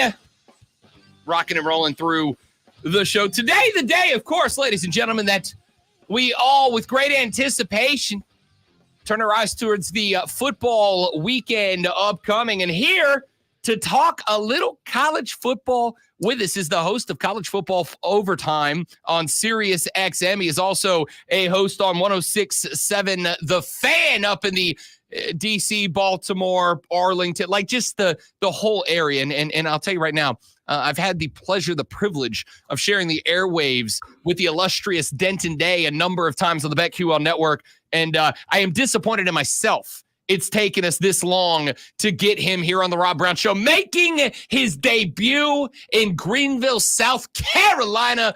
Please welcome Denton Day to the program. What's up, big fella?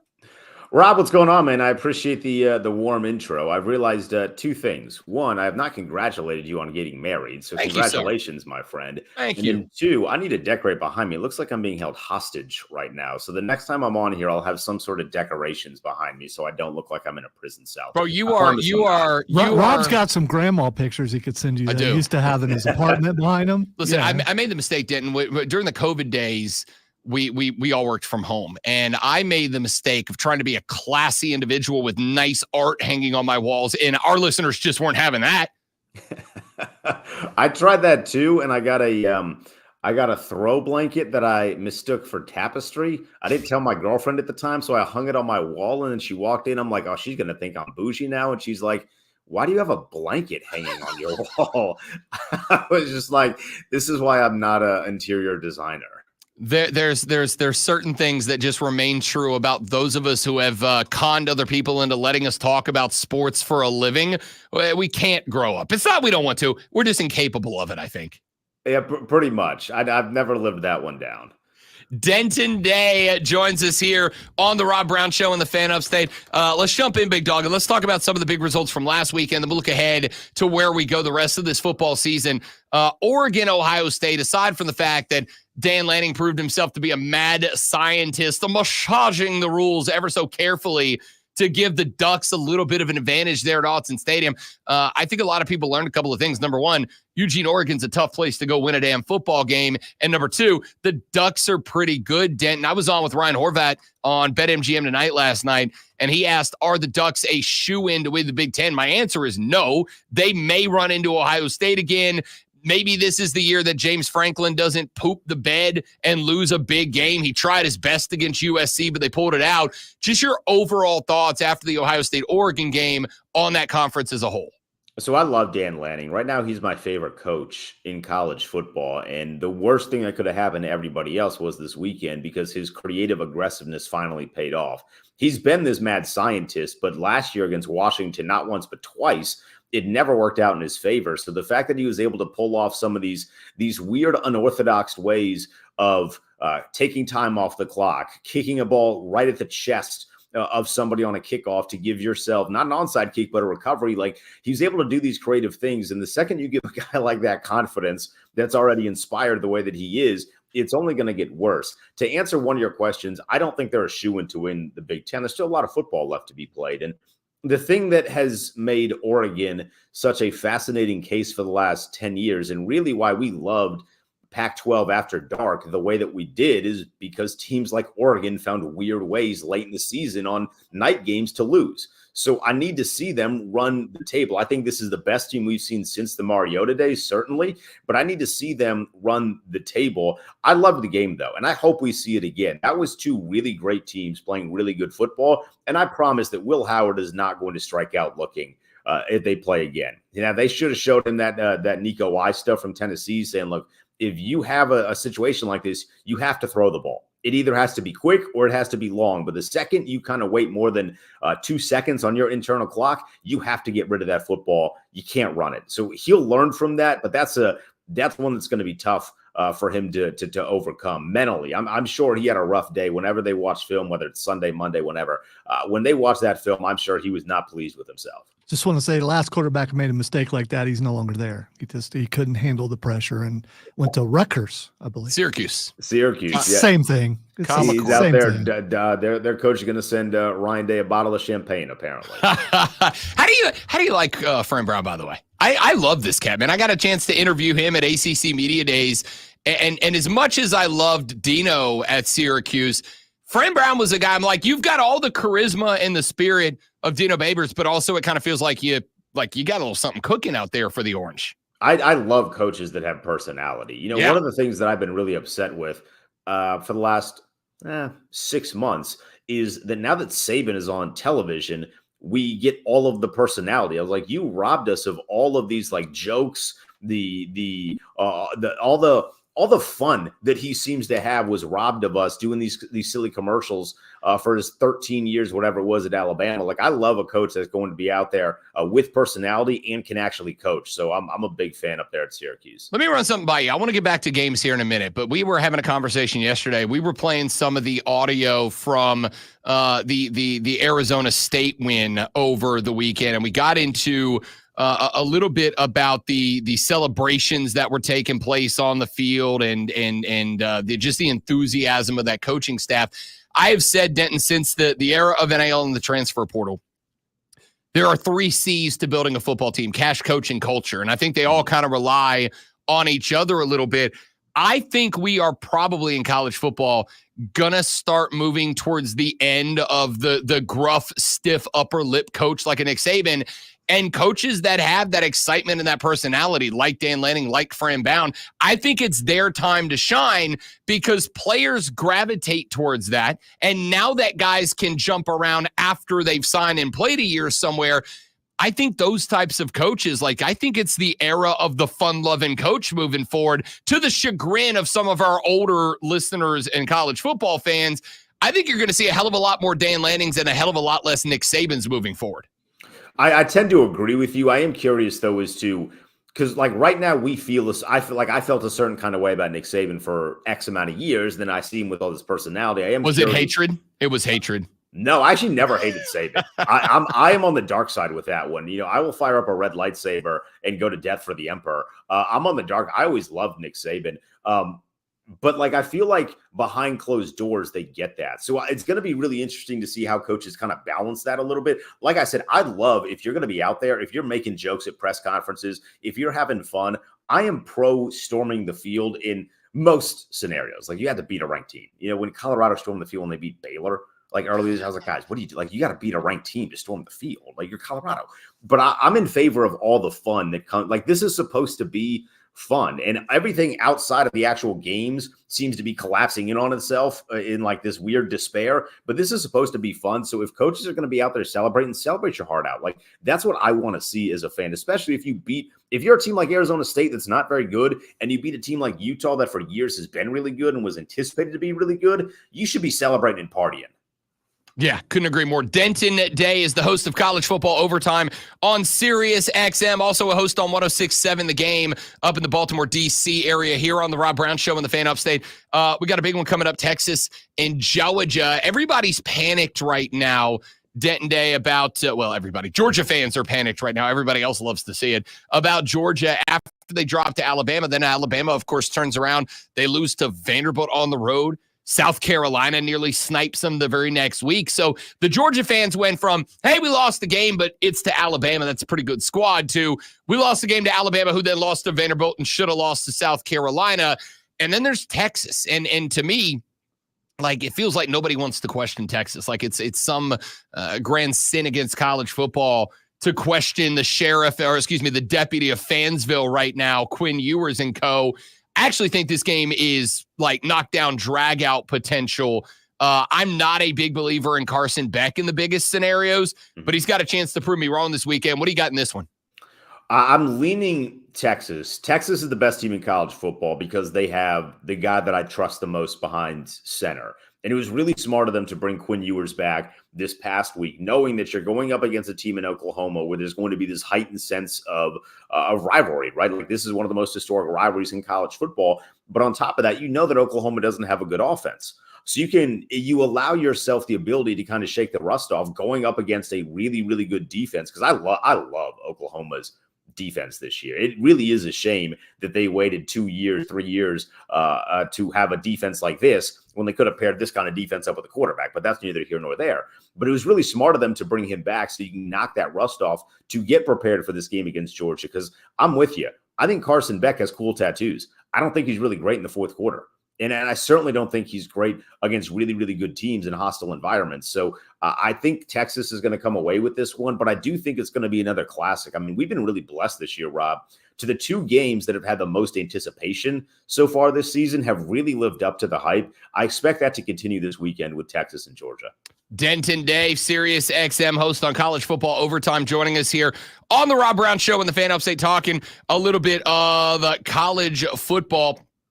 What I don't know how much you've got around. We talked about coaches earlier. Shane Beamer, obviously, folks down here in South Carolina paying very close attention, and I'm interested because Denton Day. I'm with you. I love young coaches. I love fun coaches. I love coaches that make it fun, that I want to root for. But there's also an element of, while I agree it is supposed to be fun, I also want my football program to win. I win. It turns out, Denton, I've done the research. Winning sucks less than losing most of the time. This is a guy in Shane Beamer that I've had one question about since he showed up, and only one. We've had him on the show. Phenomenal dude, fun to talk to, young, energetic. The players line up. They love him. But the consistency around the Gamecock program hasn't really been there. And I feel like going into or going through year 4, I'd like that's where I need to see that consistency, right? Like I don't subscribe anymore to the old adage of 3 years we'll judge in year 4. The portal makes it gets your team faster now through that. What's your read? Do you have any read on where Shane Beamer is? You got a guy that gets stomped by Lane Kiffin and Ole Miss at the house coming off the bye week, but then he turns around and they go to Tuscaloosa and they're one bad quarterback play away from pulling an upset. What's your read on where Shane Beamer and that program are? Yeah, man, if Shane Beamer, if Lenore Sellers makes that throw in the back of the end zone and goes to overtime, like, who knows what happens in that game? Because if he beats Alabama, that talk of the loss to Ole Miss is completely out the door. You beat Alabama, and all of a sudden your job is significantly safer. I agree with you in that I wanted to see Shane Beamer win way more frequently than he has. Because if you take him in a vacuum, I think he's a really good college football coach. He has a lot of the things that make up or will make up a really good college football coach in this new era of the NCAA, but the consistency isn't there. And you can only lean on we play in the SEC for so long because you got guys that are pumping money into the program saying that's cool, but like, we're giving you our money. You need to get some sort of return on investment with this. And our preference is wins. We want to be happy on Saturday night. We want to be happy on Sunday morning. We don't want to tune into radio on Monday and hear Rob talk about how we just narrowly missed for like the 4th week in a row. So I thought last year was going to be the year that South Carolina really took a big step forward. And then based on some of the way that they played at the beginning of this season, I thought maybe there's a chance, and maybe there still is. Like, we had the benefit of being in mid-October, so there's still a lot of opportunities left to pick up some wins, get to a good bowl game, and then maybe pick up an upset. It feels like anyone can be beaten this year in the SEC, which puts South Carolina in a really great spot. Maybe bring the Rec Specs back for Lenore Sellers. Maybe he makes that throw if he has Rec Specs on. I'm just saying, big Rec Spec fan over here. But I think after this year, if it's more of the same, the questions are going to start to be asked a lot more loudly and a lot more confidently. Denton Day, Sirius XM host here on the Rob Brown Show with the Fan Upstate. Got another minute or two, Denton. I will take that same thought and flip it around and talk about the Clemson Tigers. This was a team everybody started to push the panic button about. The narrative about Dabo being unwilling to use the portal to make his team better, and he the whole time has been saying, "Look, I haven't seen guys in the portal that are better than the guys that I have, or at least in my belief, they're not better." And now all of a sudden, Clemson's putting up 40 plus a game. They're one of the most prolific offenses. Folks are starting to whisper in the wind that potentially Cade Klubnik could be at the Downtown Athletic Club in New York City at the end of the year. Is Clemson a natty threat now with the emergence of Phil Maffa, of Cade Klubnik? And I think with Garrett Riley being allowed to actually run the offense now. Oh, that's a tough one. I am going to very carefully say yes.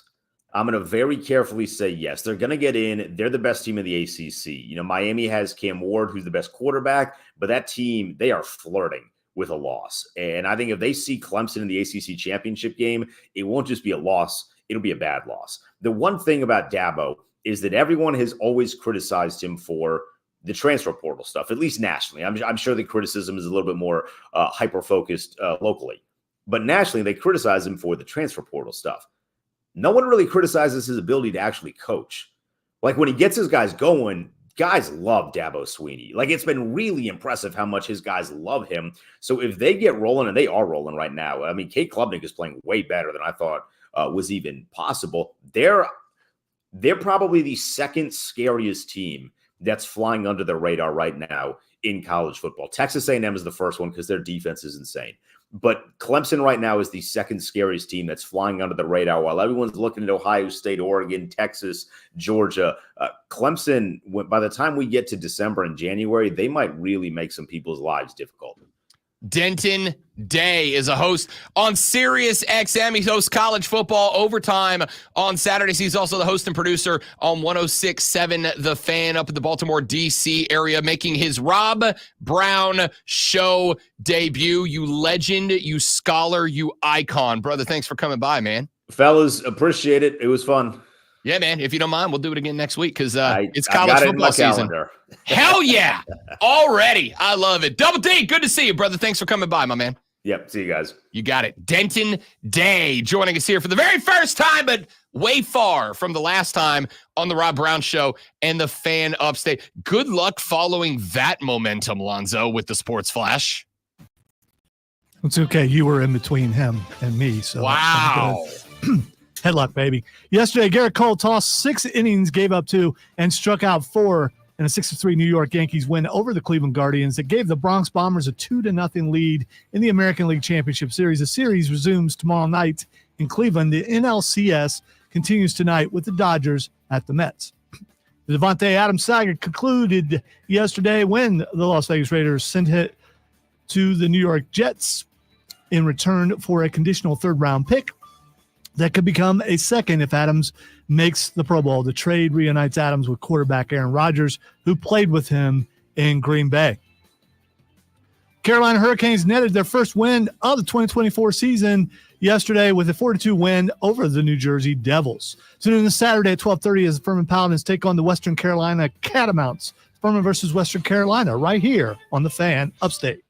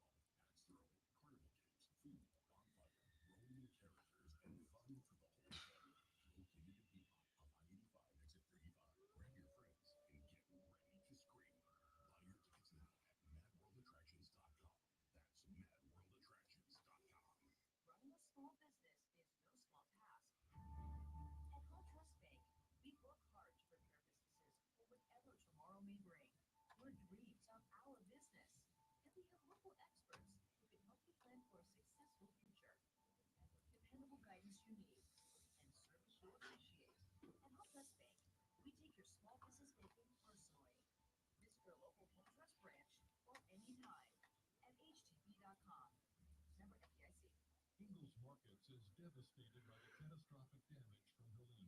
Unprecedented destruction and tragic loss of life have touched every town, city, community, and business. Our hometown, Black Mountain, North Carolina, which houses our distribution center, was one of these areas.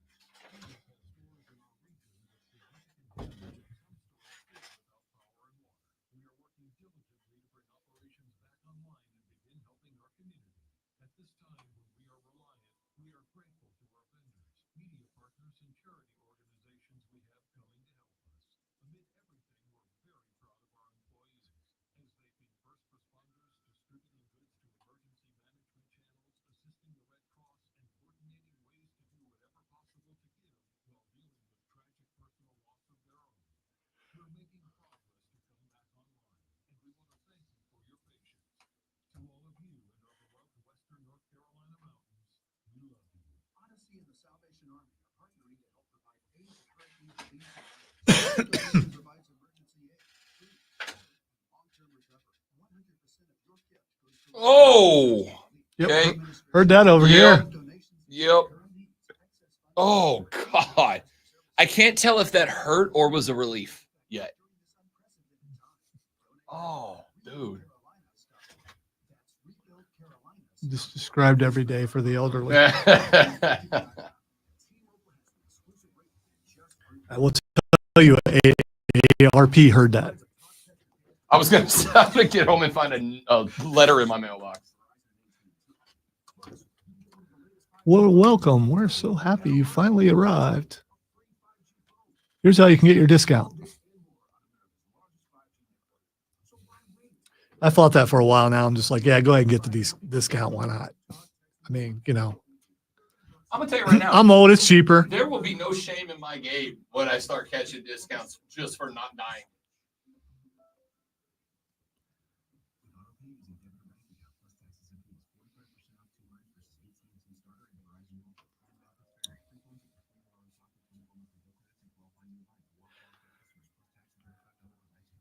Wish there was a consistent age for a discount though, like 55 across the board. So the 50 here, 62 here. It's hard to add as you get older.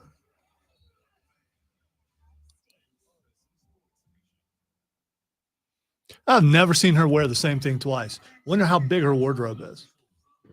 I've always wondered, do you think their wardrobes are provided? I think they're provided. I think they are. Sorry about Kelsey Riggs on ESPN on SportsCenter. By the way, congrats to Kelsey for that promotion. That's big.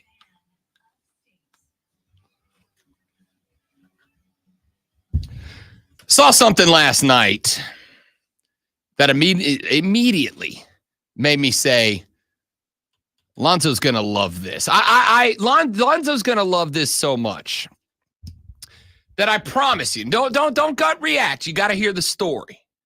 Lonzo, you are about to give massive props to a fan of Pennsylvania State University. Let me tell you why. This popped up last night.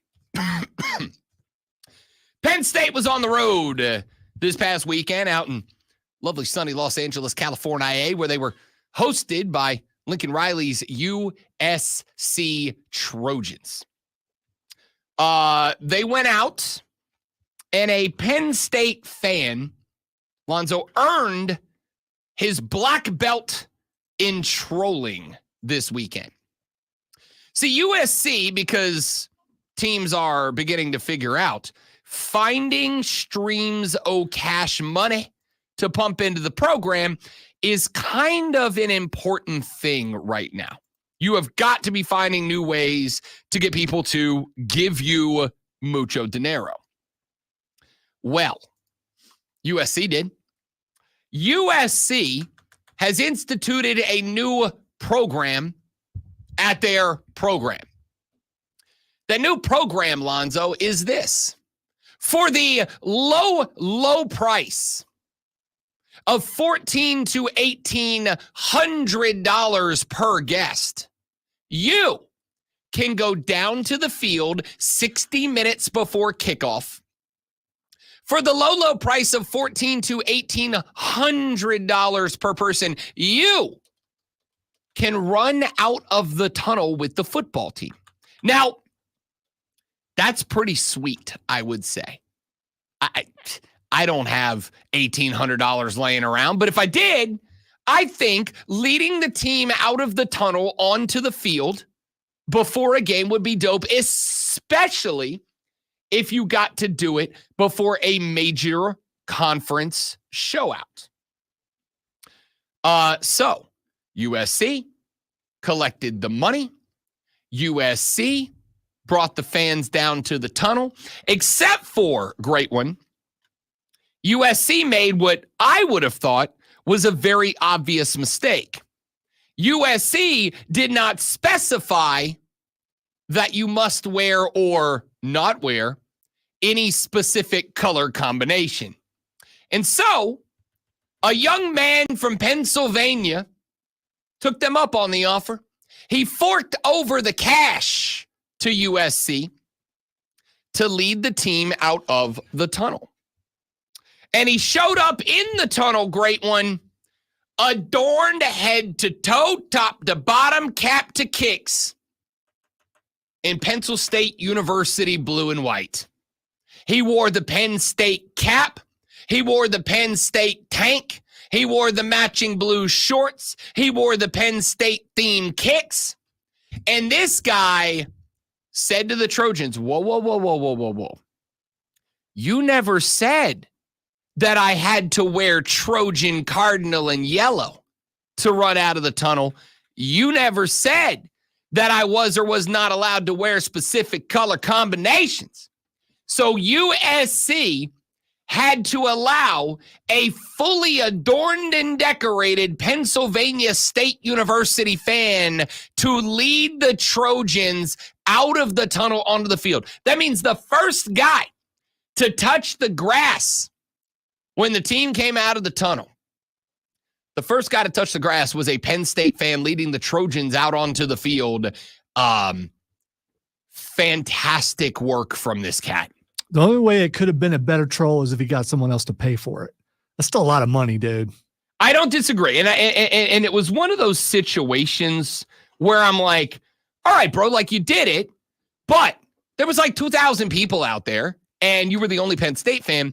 And on top of that, they're going to put that $2,000 towards one of the players in their program, right? Like you gave them to, but then I turned around and I thought, all right, wait a minute. Let me think about this. This is USC we're talking about here, right? This program isn't exactly lacking in the rich and famous alumni department. This program isn't exactly cash strapped. This program isn't exactly hurting for the dinero. And while $2,000 is a lot of money to those of us who work in radio, $2,000 to folks out in California, Lonzo, is like 2 tanks of gas, right? Like $2,000 in California will rent you a closet for a couple of days. LA's got some cash. That's more like a couple of hours. LA's got some cash. They ain't exactly hurting for the money out there. So $2,000, I got to think, if I'm a Penn State guy, $2,000 to run out of the tunnel ahead of the USC Trojan program to lead their team into a game with my team and to wear my colors on their face. And by the way, and here's the part. We won't learn this till later. But great, when you and me and everybody else, we both know that if you get the opportunity to lead the bad guys out onto the field, it means you get to go out onto the field. You get to stand on their grass. You get to do. You and I both know he did something else while it's at. Even if it is simple as hawking a loogie on the logo or something, right?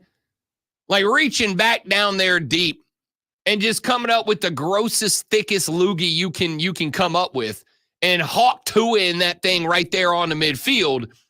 You and I both know that guy did something out there, right? Like maybe you kind of kick those shoes a little hard on the ground, right? Try to leave a couple of holes in the field. Maybe you take a bit, maybe you spit out there. Maybe you bring like a good luck charm, right? Like you take like, I don't know, something little, right? I'll tell you the one that came into my brain. If I get to lead the rivals out onto their field, I'm doing my best to find myself in the middle of a group, a gathering of fans where I can be indiscriminate, where I can disappear a little bit.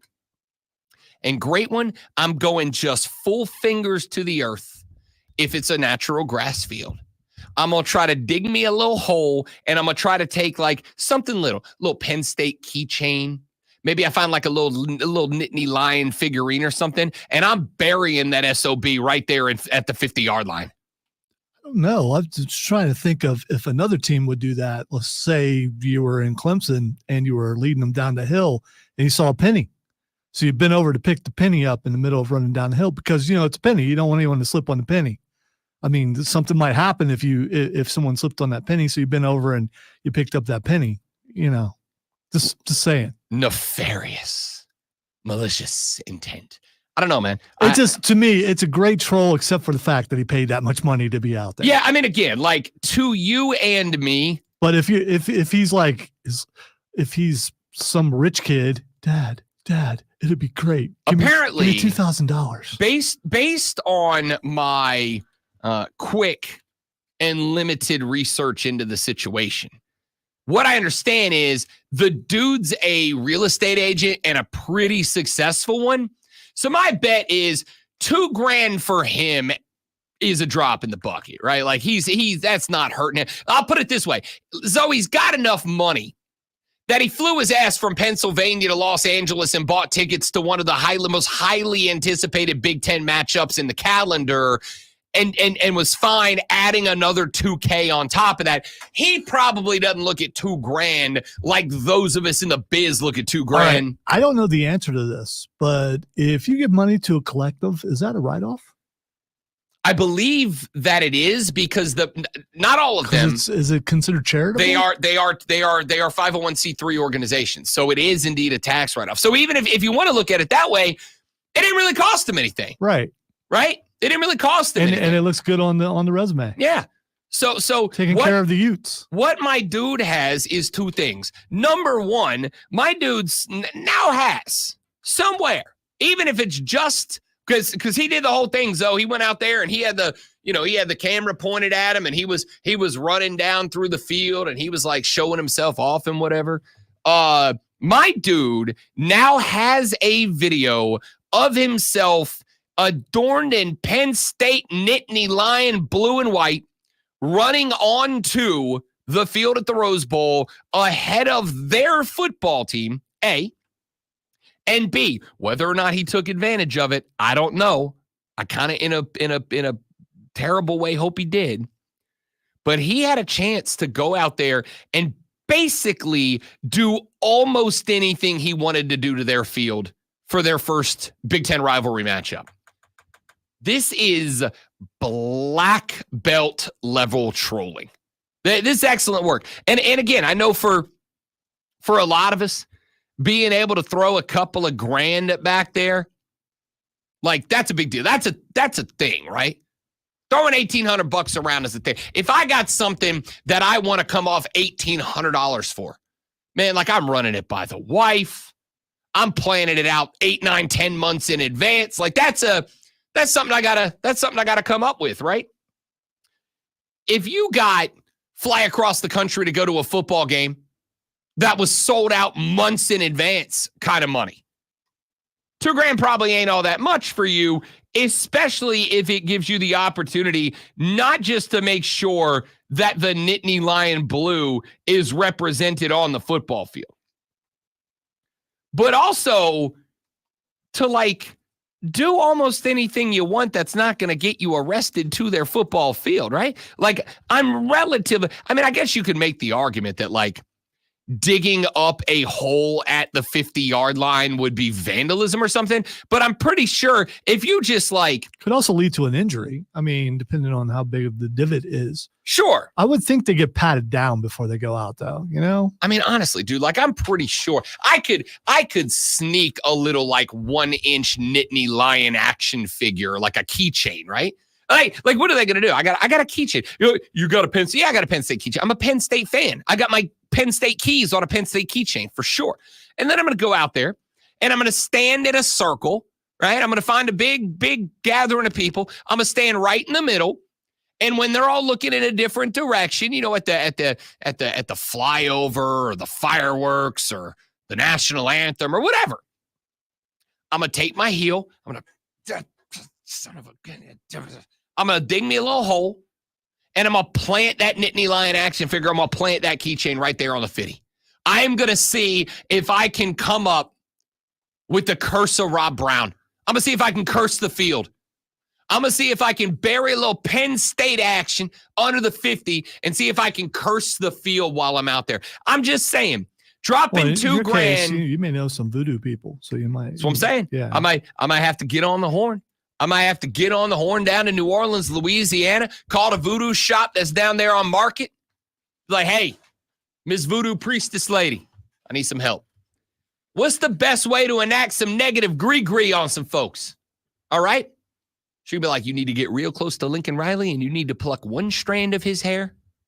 All right? And then I'm going to tell you how to make. I don't know what I'm doing. I'm just saying, if I get an opportunity to run onto the field of a rival. Hey, you know, Penn State ain't USC's direct rival. If I can run onto the field of a rival and I can do something, $2,000 don't feel all that bad. $2,000 don't feel all that bad. I might come up with it in that spot. That's unreal. That's unreal. I promise you, by the way, that's never going to happen again. I promise you, USC, before the end of the first quarter, rolled out their new protocol on that. You want to come out here? You're wearing red and yellow. You want to come out here? You're rocking Trojan gear. All right. You want to come out here? There's a thing going around now. A lot of the NFL teams are doing this now. Great one where if you want to, like sold out games they know are going to be sold out. If there are sold out games. A lot of the teams, when you go to buy tickets, will demand that your credit card have a zip code that's within the footprint of the team, right? I think if I recall correctly, I think Carolina did this last year. Like if you wanted to buy a ticket to a sold out game, you had to have a credit card whose zip code was somewhere in the footprint of the team before you were allowed to buy a ticket. I'd be willing to bet they probably do something like this. Like, hey, if you just want to donate to the NIL, you can do it from anywhere. But if you want to give over the cash to run out onto the field, you got to be an LA guy. You got to be a California guy. And when you show up, here's a dress code. Trojan shirts only. Maybe don't run out on the field wearing the gear, the merch of the team that we are about to play. Not a vibe. Not a vibe. Maybe someone thought that he was a member of their staff or something who just got lost. This dude is in a straight up beach tank top. No, oh, is he? Yeah. This guy's in a straight up beach tank top. There is no shame in this man's game. It's honestly impressive. Like I looked at it. The video came up. He put the video on the social media yesterday or the day before. And I'm like, that's black belt levels trolling right there, man. Like that's just exceptional work. You got not just on the field, which is one thing. There's a lot of visiting fans end up on the field. You know, like the family of the quarterback can come down there. Coaches' wives can be down, whatever. There's folks on the field. This dude didn't just get on the field, great one. This dude led USC into battle carrying the regimental colors of the bad guys. That's phenomenal work. Good on this cat. All right, we'll talk some more college football as the show rolls on. My name is Rob Brown, the great Malonzo and the ones and twos. The Rob Brown Show rolls on next. It is the Fan Upstate. New life. All right, guys, one more live and we're back. Stay right there for me, please, and thank you.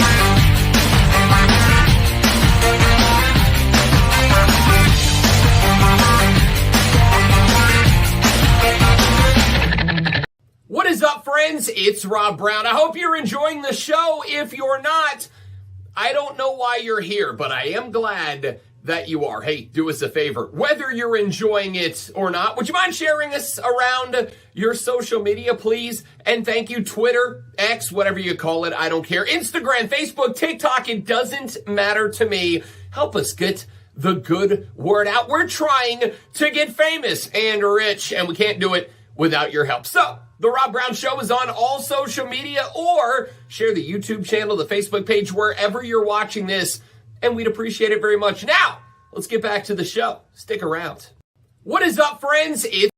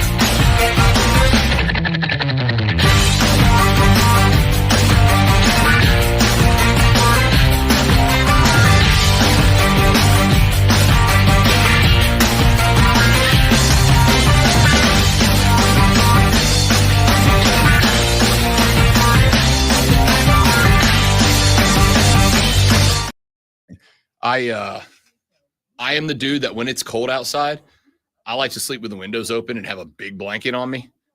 Like, I don't know why. I like it with that real cold bedroom. I'm the dude that when I go to a hotel, I drop the AC in the hotel room to like 4. Courtney does not. So we kind of usually compromise, and I won't open the windows, but I won't turn the heat on either. So the house is cold when I wake up. But very rarely do I turn the heat on in the house. I also like a cold house. I don't know why. I don't mind it being cooler, but I mean, we usually keep it at 68, even when it's cold outside. Judge away. I'm a big blanket guy. I love blankets. Good fluffy blanket. We just ordered another big fluffy blanket from Costco. I enjoy the Sherpas. They're really, really big warm. Sherpa fan. Yeah. Big Sherpa fan. Where we're still surrounded by trees, it always seems to be 5 to 10 degrees cooler where we are. So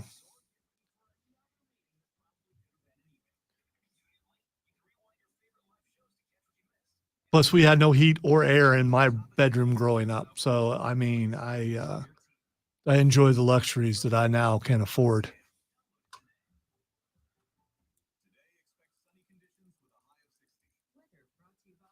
Plus cold must still be very interesting to you. Like Being from Florida. I've gotten used to it. I've been here long enough. Well,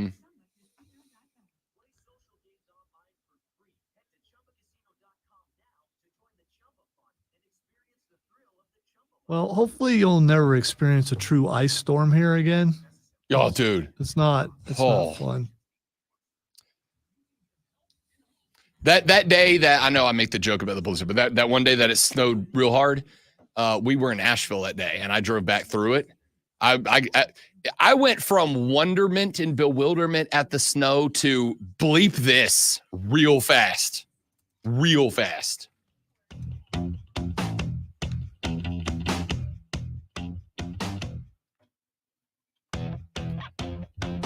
Got our first frost warning of the season for tomorrow.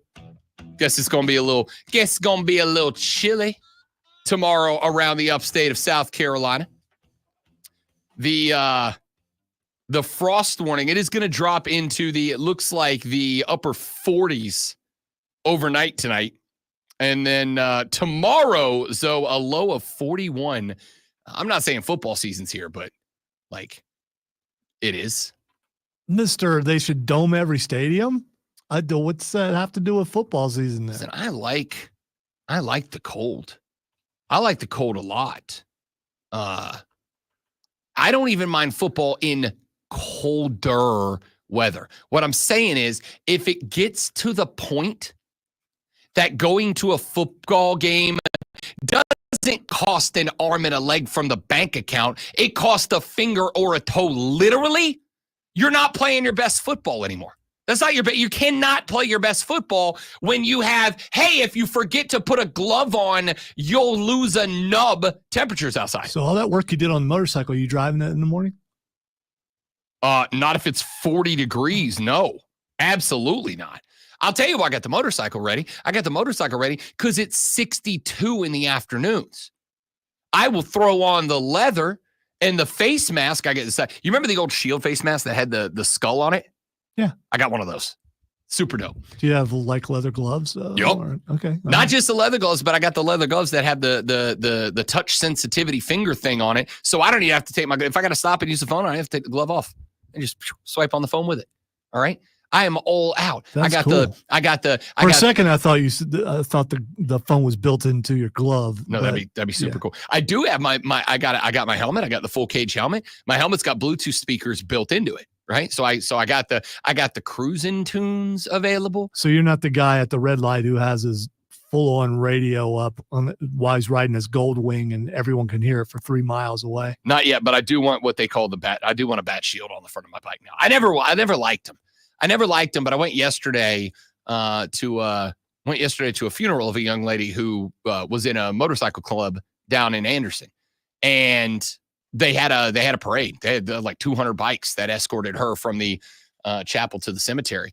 And when there was this dude that rolled by. Now, I've been riding for 10 years now, 12 years now. And I've never wanted one. I always like the low profile look, right? Now I got a big bike. I got a VTX 1300. That's Honda's version of a Harley Davidson Fat Boy Road King, right? This is a big bike, but I got it low profile. The guy I bought it off of had dropped it a little bit. I don't have any like accessories, no bat wing, I got a backrest on it for the lady, and I got saddlebags on it so that I can tote my stuff around. All right.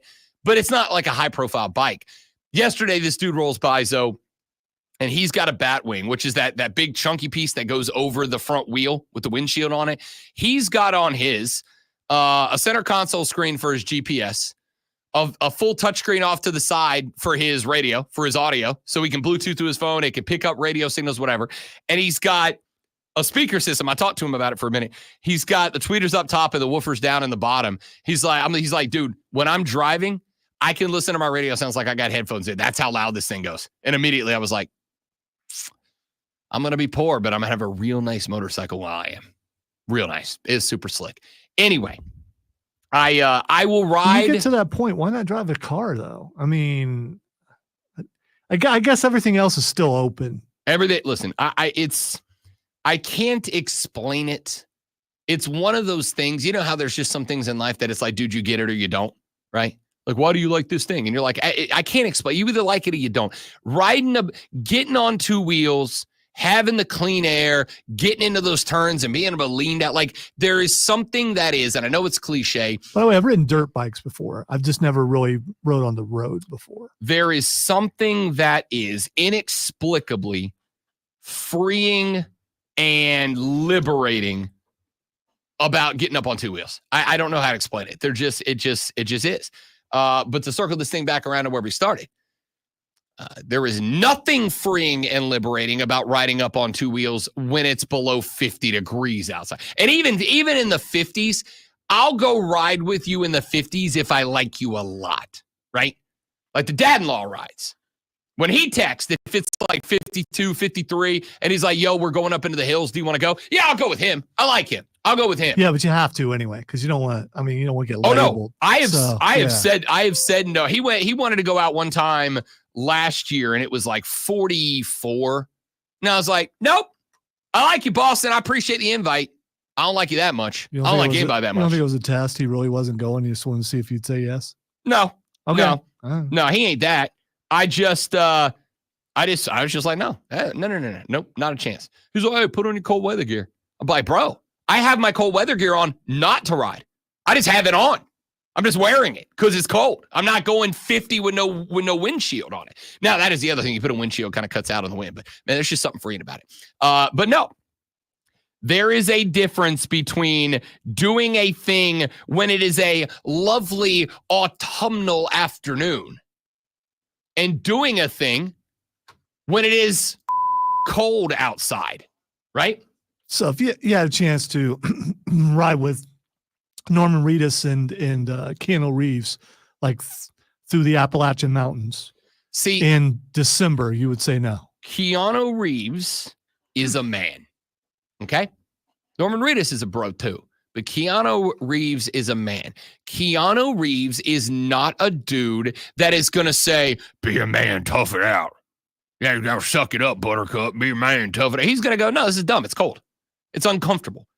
Doing a thing that is meant to be fun in a way that prevents it from being fun kind of makes the thing pointless.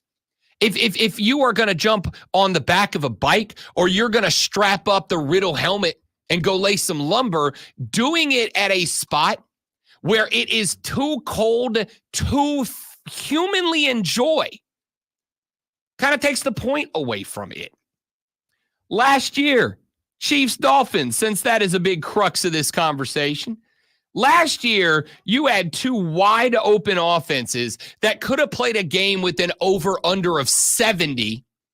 And instead, I didn't watch a football game. I watched two groups of 53 men doing their best not to die. It's not fun. That game was not fun. And it wasn't just because your Chiefs clobbered the ever-loving you-know-what out of Miami. It wasn't fun because the game that could have been absolutely electrifying with those two offenses stank. It stank. I can't expect Tyreek to break a 9 route and catch one off the top when he can't feel his fingers or his toes. Do you think you got the best version of that? No.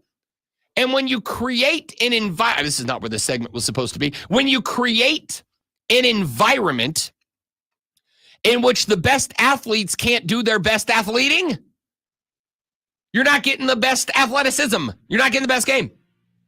So whether it's riding a motorcycle, which I'm very excited to do, I'm actually going to go home this afternoon and test drive it a little bit. I took it around the neighborhood yesterday. I put about 10 miles under the wheels yesterday just to make sure it was good.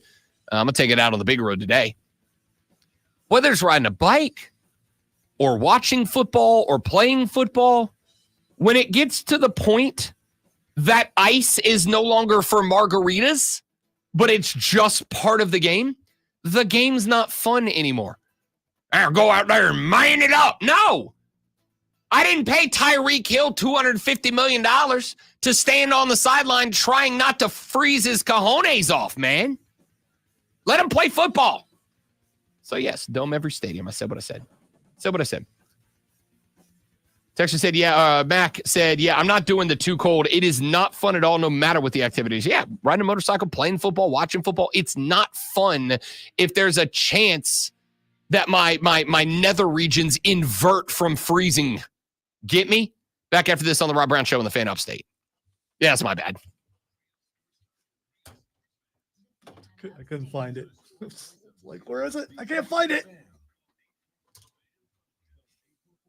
Stop out talking to bed, man. Oh, there it is. I found it. It's too late now.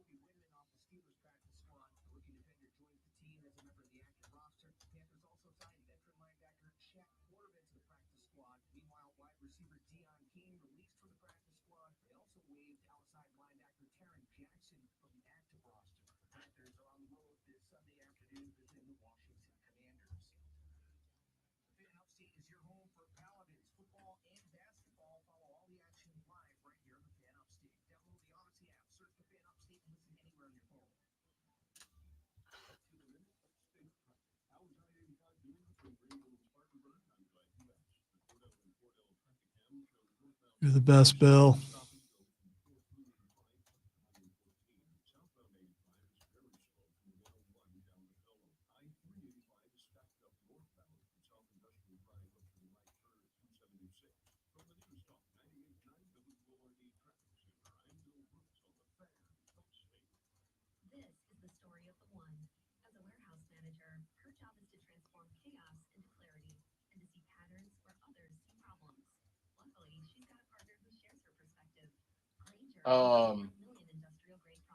I'm tempted not to say who because I don't want to jinx it. But we've got I think, a pretty dope guest coming on Monday. Should the schedule work out. Marty Smith of Marty and McGee. Which kind of makes me mad because if I end up with Marty before Ryan, when I met Ryan face to face, well, you should say something to Marty about it. Like, hey, man. Oh, I absolutely will. Yeah.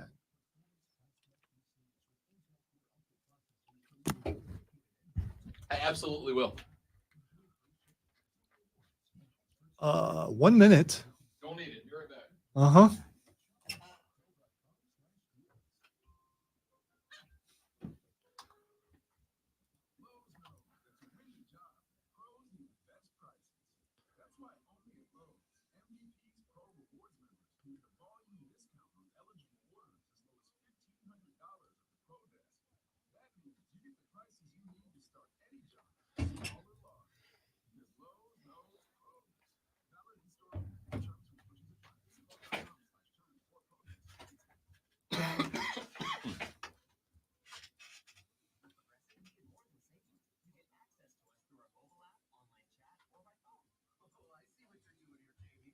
I forgot to do the audio clips. I know I forgot.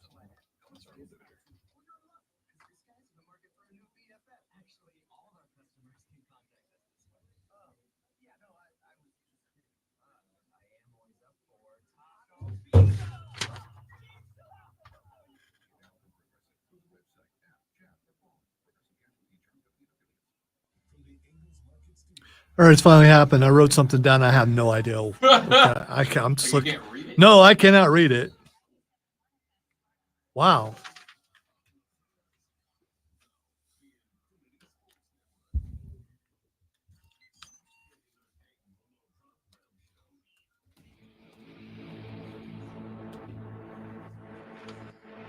The Rob Brown Show continues. Welcome back, ladies and gentlemen. Rob the Great One Lonzo with you here on the show. Be a part of the radio broadcast. The renewal by Anderson of the Carolinas fan phone available, 844-FANFONE. That's 844-326-3663. You can text us 71307.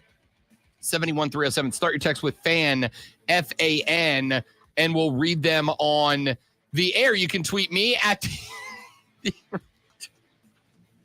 one too many Aaron Rodgers' old jokes. Lonzo's had to go to the reading glasses, the spectacles, to see his own handwriting. They're trifocals. I mean, even better. So even better. It worked. Though. My eyes work weirdly at 3 different places. Yeah. Phenomenal. It worked, though. Now I know what I wrote. Got a few more minutes here in this hour of the show. Let's do the audio blitz, the top audio we've picked up from the past few hours in the world of social media. And it can be a little bit of anything and everything. Not all of it going to be sports. This one flabbered my gasted. All right. Al Pacino. Al Pacino, you may have heard of Al Pacino. Al Pacino is kind of a gruff dude.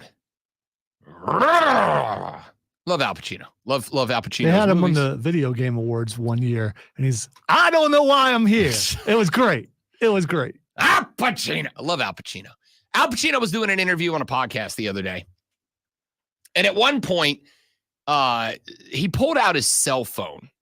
I don't know what he was doing. I don't particularly care. All I care about is that Al Pacino pulled out his cell phone, and the host of this podcast stopped the podcast to ask about Al Pacino's phone case. Now, by the way, you and I would have stopped to ask him about this phone case too. I just didn't see this a couple minutes correct. ago. So. I'm just going to say this. I'm going to give you 5 seconds to take the wildest guess you can take about the character, the motif of Al Pacino's phone case. All right? I want you to get it in your brain. What's the weirdest thing Al Pacino could have on his phone case? And I promise you won't get it. Ready? 5, 4, 3, 2, 1. Lock in your guesses. Here's Al Pacino explaining Al Pacino's phone case. All the things in the world that I thought Al Pacino would have on his phone cover, I was not expecting Shrek. Who would be expecting Shrek? Who? That's mine.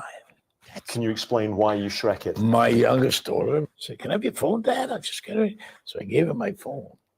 And she came back and she had this on it. She said, "It's Shrek, Dad." I said, "Shrek? Wow. Okay, babe, I'll hold on to it." I said, "Shrek? Wow." You got to understand something about daughters. When they do that stuff, my daughter did that for me. I'm just gonna. I mean, my daughter did a bunch of stuff like that even now, if she does it, it's my daughter did it for me. Listen, I'll tell you right now. I don't have a kid. I got a nephew. All right, ain't my kid, ain't my daughter. I got a nephew. My nephew gives me a gift every time he comes to say. One of the gifts he gave me last time, he thought it was the funniest damn thing in the world. He found fridge magnets, Lonzo, that are dogs' butts. All right? So you stick the magnet and it's like a dog butt sticking out of your fridge. He put those magnets on my fridge Christmas 2 years ago. He thought it was the funniest thing in the world. They're the only magnets on my fridge. Everything that gets stuck to the fridge has a dog butt coming out of it because my nephew thought it was the funniest damn thing in the world, and so do I. You sure your brother didn't put him up to it? No, I was with him when he saw him. Okay. Lost his mind. Okay. He's like, "Uncle Rob, look, they're magnets, but they're dogs' butts." And I'm like, "You, Lewis, are absolutely correct. That's the funniest magnet I've ever seen in my life." And he goes, "Can I put them on your fridge?" And I said, "They'll stay there forever." 2 years down the pipe, those are the only magnets. I get it, is all I'm saying. I just love, and I'm good with the reason why, but I just love that Al Pacino has a Shrek phone case. It's spectacular. All right. James on the stream says they have cat butt magnets on his refrigerator. So, I mean, you know. Lou thought the dog butts were hilarious. Lou is right. I mean, how can you tell it's the butt of is the tail still? It's a dog. It's literally the back half of a dog. So it's not just like the. It's just not like. It's not like the. That's what I'm trying to. Yeah, it's like the back half of a dog, and I don't want to look it up. It's like the back half of a Doberman, a Dachshund, a Dalmatian. Okay, all right. You can tell. You can even tell what kind of dog it is, but it's just the back half. It's just out of a 3-dimensional dog butt coming right at you. And he said, "I think this is really funny," and I said, "You're damn right it is." We're buying them and they're staying on my fridge forever. And now what, I FaceTime with the nephew, once a week or so, we catch up or whatever. And about once a month, he'll go, "Are the dog butts on your fridge still?" You're damn right they are. They're never coming off. So I get the reason Al Pacino has a Shrek phone case. I just love 84-year-old Al Pacino at some point sitting in a room with Scorsese, who's hitting him up to see if he wants to play the Don in the next Mafia movie. And he's like, "Yeah, Martin, hang on. Let me take this phone call." And one of the most notorious gangster, mobster, badass actors of all time pulls out his Shrek phone to take his call from his agent. That's phenomenal. Hey, Nick Sirianni, we talked about him earlier this week, head coach of the Eagles. They stink. We're in a fight. They barely beat the Cleveland Browns, and Nick Sirianni started talking smack to his own fans. Damian Woody had some thoughts for him on ESPN. D-Wood, what'd you think of that? What's this clown behavior, bro? This dude is a clown. Like, seriously, you gonna seriously talk trash to the fans? Your own fans. Your own fans. Like, listen, people come out here and pay big money to come out and watch you put a product out on the field. When you don't perform well, they have every right to boo you. Damn right. And you gonna get it all in your feelings because fans are booing you because your team stinks? Like, bro, come on. And then you brought up in our meet, like, oh, then you're going to bring your kids into the post game to kind of soften the blow from what reporters might ask you. This dude is a straight clown, bro. Like, I just don't have any respect for what this man is doing. Y'all barely beat the god-awful Cleveland Browns, and then you want to talk trash to the fans. Get the hell out of here. Well, get the hell out of here. Wow, what a made-up TV rant. Get the hell out of here. What a made-up TV rant that He's 100% spot on. No. He was basically smiling when he was talking to the crowd. No, he was. Yeah, I saw it. Yeah, do you understand how trash talk works? Yeah, I want to laugh at you when I call you a dork-ass loser. All right, I don't have a problem with it. It's just like, we have nothing else to talk about. Oh, look. He yelled at the Philadelphia crowd. Who were yelling at him? It's Philadelphia. That's not unusual. There is even Philadelphia. And well, if you don't know how I feel about Philadelphia sports fans, I despise them. All right? Just like as people. All right? With all due respect to our Philadelphia fans. Philadelphia fans as individuals, great people. Philadelphia fans in numbers greater than 1, hate them. Can't stand them. Can't stand being around. They are the worst fan base in America as a large group. All right. They just are. Can't stand them. But I can think of another one, but anyway. I have a certain level of expectations out of my head coach. Having fun? Sure. Having fun? Sure. Turning around and all but flipping the double bird at your own fans. My man, you are the reason this team's bad. You were last year. You are again this way. You beat the – if they went in and knocked off if the Chiefs came to town and they knocked off the Chiefs, I'd be like, all right, at least I understand it. It's the Browns, for God's sakes. The team that the Patriots are saying there, but for the grace of the football gods go I. All right, so those Philadelphia fans, those good-natured, those wonderful human beings, were so offended by Nick Sirianni and what he did. Doesn't matter. They're not going to be there at the next home game. There are levels of expectations out of your leadership, and Sirianni is providing them neither on or off the field right now. Yeah, and then let me put it this way. Made up rant. No, it's not. I can't imagine living in your world where nobody's genuine. No one's ever genuine in Lonzo's world. It's just everybody's on a script. Even me, I'm on a script. Well, I helped to write that script, so I'm well aware of it. I know. You guys, by the way, give me all the Emmys. I'm a tremendous actor. Nailing the script every day. The Iowa Hawkeyes played a game this weekend, and nobody cares who they played or what the score was. They care about the fact that a field goal ripped through the end zone, and a fan went to catch it, and the alligator armed it, and he took a football straight to the noggin. Well, the Iowa Hawkeye radio team went and found that guy in game, and we're like, bro, you okay? Joe, what the heck happened? So I seen the kickoff, and the ball was coming real fast, and I knew it was going over the end zone, and I knew it was coming right at me. So I put my hands up, but that ball's going a lot faster than you really think it is. And it went right through my hands, and it hit me in the face. But you popped right back up. Yeah, that's what Hawkeyes do. You know, we don't give up, we swarm. Ball's on the ground, we're there to get it. And I was just being a true Hawkeye fan and doing what we all love and being here on Kinnick on Saturday day. So go Hawk! So you're going to make it. Oh, yeah, I'm not leaving. I'm going to be here all game cheering. Washington, they drove a long way. You know, good fans, good program, but it's all about Hawkeyes here in Iowa City. So you got it, Joe. Thanks, buddy. Thanks, Joe. Hey, Pat, he's after your job, I think. he's doing a good job. He obviously wasn't a tight end at high school or a wideout. Joe Glazer from Des Moines, stand up and take a bow. I will say he is not a true representative of Iowa fans, because I know Iowa fans, and the Iowa fans that I know, they not only would they have caught that ball, they would have one-handed it. I mean, I know 2 Iowa fans in the building, and they definitely would have one-handed that thing. Boss, he's not really kissing your butt. It's a script. It's a work. It's a work. He's faking it. He scripted it. All right, let's face it. The downstairs boss that would have went over his head. But I mean, you know, there's okay, that. Now he's definitely not kissing your butt. Clearly. He was messing with me yesterday during the Pickers. I'm just messing back. This past weekend, Mark Sanchez was on the call for the Carolina Panther football contest, and towards the end of the game, they were having a conversation about, you know, why do you bench BY? What do you expect, Bryce Young? What should Bryce be doing during this time as a bench warmer in order to give him a chance to succeed in the National Football League? And Mark Sanchez had a fine take at the absolute worst possible time. Their organization, and we know about Dalton, who's giving it his best shot this year, but you've got Canales and Bryce Young, who got in last week in that loss when they played Chicago. Do you coach him up? He's learning from Dalton. Yeah. I mean, what do you see as the beyond this season for Carolina, or later this season? Well, I think he's learning along the way. I think he needs to watch how a true professional. Intercepted. Clark Phillips will take it inside the 5. Wisely gets down. And wanted to run the game, the clock out.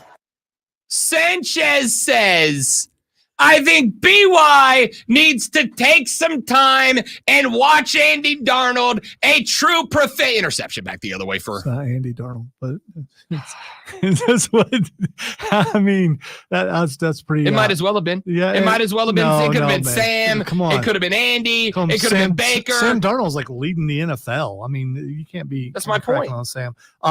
We were watching this when he said that, and Cameron looked at me. I was like, butt fumble guy. Butt fumble guy. I literally asked Lonzo when I was uploading this audio, I'm like, is that the butt fumble of commentary? It is, right? When you are about to hand the flowers to, you know, he needs to sit there and watch a true professional like Andy picked. That's the butt fumble of commentary. And I will tell you, you do play-by-play long enough, it's going to happen. You're going to be one of my favorite calls of all time was when J.J. Redick was at Duke and he was chasing the most consecutive free throws made title, right? He made something like 7,000 free throws in a row. And he's playing, it was Duke, North Carolina. It's in the, late second half. And J.J. Redick gets fouled. He's genuinely made like 100 consecutive free throws, right? And he's a couple away from setting the all-time record for most consecutive free throws made. And Dick Vitale's on the call. And Vitale's like, oh no, J.J. Redick, he's going, it's string music. He can't miss, but clank.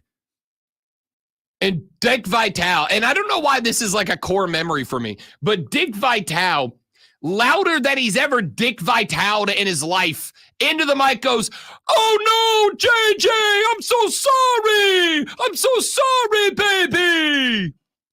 It was hilarious because this dude just spent 30 seconds gassing up the fact that JJ don't miss. And JJ immediately, not like hits the first one, misses the second, and not like misses a free throw, like clangs a free throw. Like the sound reverberated in the gym, clanged a free throw. Oh, JJ, I'm so sorry. It was incredible. And Sanchez, you do it long enough, it's going to happen to you. But Sanchez has it happen on damn national television. A true professional like Andy Dahl. Come on! Incredible moment there. Also, an incredible 60 seconds coming up with this Sports Flash. My Iowa comment was dead on because he just pulled in. So I know he was listening. Yesterday, Garrett Cole tossed 6 innings, gave up 2 and struck out 4 in a 6-3 New York Yankees win over the Cleveland Guardians.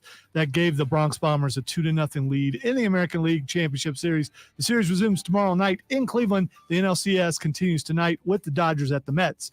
The Devontae Adams saga concluded yesterday when the Las Vegas Raiders sent the wide receiver to the New York Jets in return for a conditional 3rd-round pick that could become a second if Adams makes the Pro Bowl. The trade reunites Adams with quarterback Aaron Rodgers, who played with him in Green Bay. Carolina Hurricanes netted their first win of 2024 season yesterday with a 4-2 win over the New Jersey Devils. Tune in this Friday at 7 p.m. as Burns Rebels head to Eastside to take on the Eagles. It's Burns versus Eastside right here on The Fan. Upstate.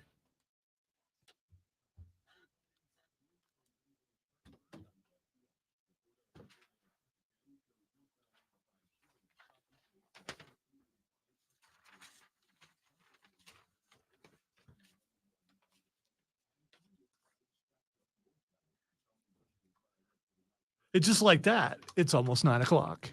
Woo.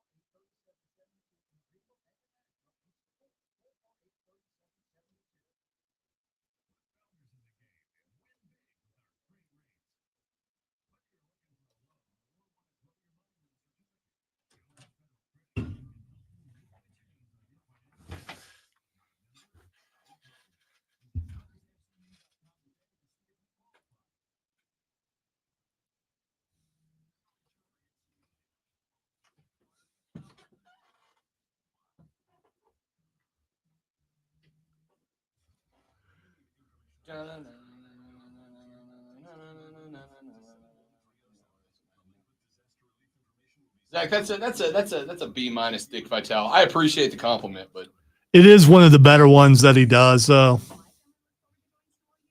I am no Frank Kelly and no, unfortunately.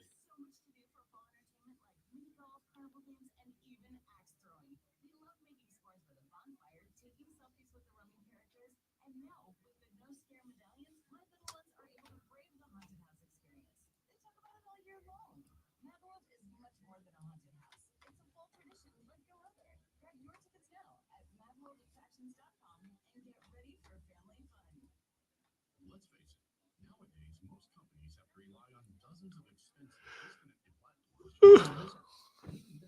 Things can get a little, well, stressful. But with Odoo's all-in-one management software packed with a suite of fully integrated business applications, every process is streamlined, tasks are automated, and success is just a few clicks away. See how Odoo can take your business to the next level at odoo.com. That's ODOO.com.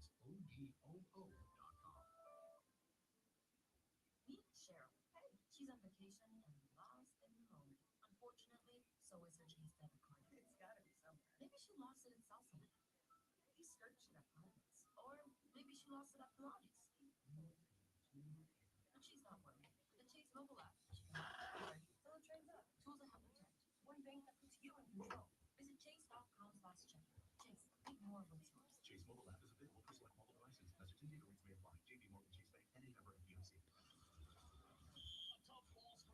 So when I go see Venom next week, well, I immediately compare it to how bad Joker 2 was and elevate it to being the greatest movie ever made.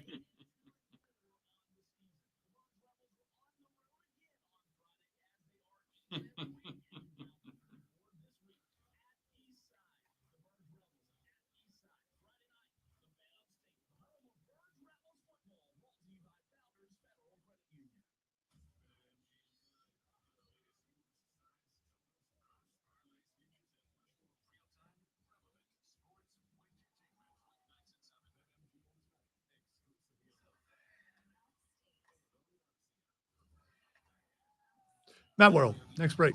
Next break.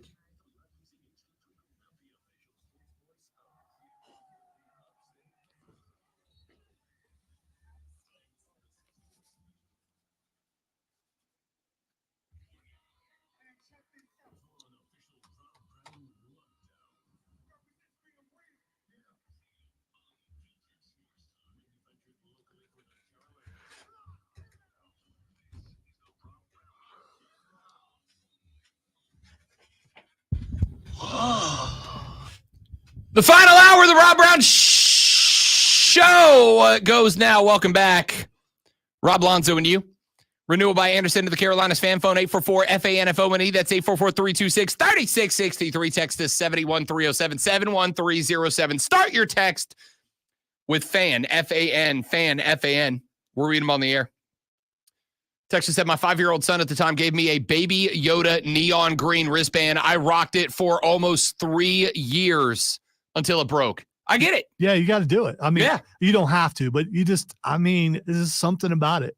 I totally concur. You know, because you know it comes from a pure place. For sure. I think that adds to it. For sure. Like I said, I mean, I do not have kids. I don't intend to have kids, but my little nieces and nephews and cousins from around both fams love them dearly. One of them hooks me up with a macaroni necklace. That thing is becoming part of the wardrobe. I am buying clothes to match the macaroni necklace. All right. It's part of what I do now. I love it. Well, yellow is not really in your wardrobe right now, so that would be kind of cool if someone gave you a macaroni necklace. First off, it could be. I'm a muted earth tones guy, is what I've been informed of. Doesn't mean that's what I wear. That's just what suits me. Is that what you're wearing now? Yeah, greens, browns, khakis. That's my color palette. He says while wearing the brightest uniform of all time. You mean hipster color? Yeah. Yeah. Okay. All right. I get it. All right. Hey, we talked a little bit about it earlier. Damian Woody made a run at Nick Sirianni. Nick Sirianni, head coach of the Philadelphia Eagles, the, let's say, embattled head coach of the Philadelphia Eagles, a team that I think it is fair to say for the second year in a row is disappointing their fans. Noted Philly fan James up in the chat. You can confirm or deny this for me, but I think the Eagles fans are pretty much over Nick Sirianni. I was shocked, to be honest, he kept his job this offseason after the hilarious falling apart of the Eagles last year. A team that was not just winning that division, was blowing the division's doors off, and then they dropped, 7 in a row to end the year. I mean, it was like New Orleans Saints levels of embarrassing. Like the quarterback get some blame for that? Oh, he absolutely did. But also, that's a quarterback who went from like real good to suddenly tragic. Like the fall off there was impressive. And when a team falls off that hard, it's going to come down on the coach. Well, or it was a quarterback that was hidden by the stellar play of everyone around him, and then that dropped off, and then people saw what he really is. I appreciate, which means he's all right. Your dedication to defending Jalen Hurts and Nick Sirianni here. Sirianni should have lost his job.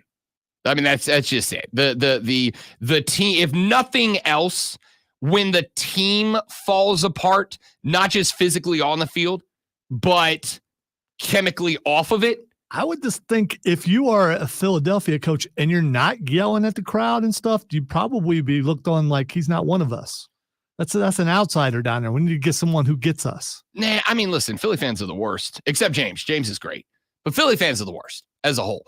I still have, and I have a reason for bringing this back up. I still have certain expectations of behavior out of leadership. And the head coach is the primary leader of on-field activities on Sundays. You know who else is a leader of the team? The owner. The owner. And one of the things that I give him credit for in years gone by, Jerry Jones, the owner of the Dallas Cowboys, one of the things I have given him credit for in years gone by is that JJ has done a weekly radio hit on our Odyssey brother station, 105.3 The Fan in Dallas, Texas. JJ has always done these weekly spots, and it's usually a state of the boys address. He comes on and he gives his thoughts on the game that week and the game the upcoming Sunday. And, this is where a lot of the news about how the boys feel about Dak's contract and CeeDee Lamb's contract struggles. That's where a lot of the news and information comes on. And JJ has, to his credit, JJ has many times at points in time where a lot of owners would back off, would disappear, would stop doing these media hits. To his credit, JJ continues to do them. And he did one yesterday. Just a few days after the Dallas Cowboys got thoroughly embarrassed and lost their third home game at Jerry World in 3 tries, Jerry made his appearance. Well, I can say this. The two fellas hosting this show, we're asking JJ the tough questions. And I think it's fair because, as I have said, there is some level, I think, of responsibility for those of us in this job to act as the voice of the fans. Yeah, we're here to give you our thoughts, but our job is also to act as your voice, as the fiber optic cable that runs from you to the program and the program back to you. And I think there is some level of responsibility, to the chagrin of many of you as fans, to give our interpretations of what is being said. Because, and this may shock you, owners, GMs, head coaches, very rarely going to say something negative about the team that they own or pays them, right? Well, we're going to play a little game of hold up here. And we're going to play this little game of hold up because JJ did his radio spot, and it got a wee bit contentious. Let us sit down and look at the decisions we've made over the last several years. Okay? I'll look at it. Now, if you think I'm interested on a damn phone call with you over a radio and sitting here and throwing all the good out with the dishwater, you have got to be smoking something over there this morning. All right, hold up, JJ. So, number one, Gerald. That's exactly what this is for. All right? Now, yes, Cowboys fans are focusing on the negative. Do you know why? Because you're 3-3. And you've lost 3 home games that they have given you money to come sit in your big, beautiful stadium and watch. And they didn't just lose. 2 of those games, they gave up more than 40 points. They gave up 41 to New Orleans. They gave up 49, 47, whatever it was, to Detroit this past weekend. The Detroit Lions. I'm not shocked. In a year especially that Dallas was like a top 4 shortest odds to go to the Super Bowl this year, which I didn't understand, by the way. I told you they were going to be maybe a game over 500 because they have Ferguson, Lamb, and what else? Ezekiel Elliott, the guy that already got cut from the program. I didn't have much hope, but the Dallas Cowboys fans, and granted, they do this every year. Cowboys fans had pretty lofty expectations this year. And part of the reason why, Jera, is because of you. You give them these expectations. You're the one that comes out every year and says, this is it. This is the year. We're back, baby. The boys are back. So when you go on a radio show, if you are going on this show, specifically that with the expectation that the host of the show are going to tell you how amazing you are. We love you, Jerry. Why? If you were 6-0 and leading, hell, if you were 5-1 and leading this division and in a playoff spot right now, and everybody was coming up at you, then yeah, sure. You could expect these guys to come on and go, Jerry, this is amazing. We're having so much fun. But you're not. You're 3-3. You're looking up at the Washington Commanders. Now, granted, that doesn't shock me. Your boys got a ticket out for them to win the division this year. But it shocks most people. You're looking up at Washington. This was supposed to be a year that Dallas had a pretty easy ticket to win the NFC East and make sure they had a playoff spot. And instead, you're 3-3 and you're getting your asses kicked at the house. In what world are these hosts supposed to have you on to kiss your butt? I'm not. And I really don't. And I don't even want our listeners to listen to me. To talk about, this is not your job. Your job isn't to let me go over all the reasons that I did something, and I'm sorry that I did it. JJ. That's absolutely their job, bro. You're the owner / general manager. You literally make the decisions, and if the decisions look to be bad, it is not bad for the host of the show to go, hey, Gerard, why did you make these decisions that turned out to be bad? So that's exactly their job. So you're trying to say that he has no control over what they're doing if this is a weekly hit, that he couldn't say, okay, I'm not taking any more phone calls from someone named Tyler. Theoretically. Yeah, of course. Tyler's is the first name that popped in my head. Yeah, it's a generic name, right? Yeah, and like, you know, if he was in doubt, like I'm not taking usually a call Tylers are not, they're kind of punks. Not all Tylers. Not all Tylers. Yeah. All right. Hashtag not all Tylers. I want to come back to that, but I want to hold on because I want to get to the end of this for exactly that reason. Not your job. Yes, it is. Well, my job is to ask why. A job, or I'll get somebody else to ask these questions, man. Jerry, we're. By the way, was that not the most uncomfortable laugh you've ever heard in your life? Yeah, because they're afraid they're going to get fired because Jerry obviously has control over this radio show. Not this one, but the one that they're talking to. 105.7 The Fan, if I recall correctly, is the flagship station of the Dallas Cowboys, right? Which means that while Jerry doesn't own the station, it's an Odyssey station. These are coworkers of ours. I promise you, the amount of money that changes hands between the Cowboys and this station, it's enough money that Jerry Jones takes time out of his week every week to go on and do a segment. If Jerry Jones says, if y'all don't handle this interview the way that I want it handled, I'll find somebody who will. I'll find somebody different to do it. I do want to point out, that's a jackass move from Jerry Jones. If you don't want tough questions about the way the team's being run, then hire a general manager. But if you're going to be the general manager, you get general manager questions. And if you don't want them, don't threaten the livelihood and careers of the hosts who represent the fans. Either answer the questions, hire somebody else to GM for you, or don't do the hit every week. But this is a jackass move from Jerry Jones. Hands down, flat out. It just sounds like what people in power do. I mean, it's not surprising to me.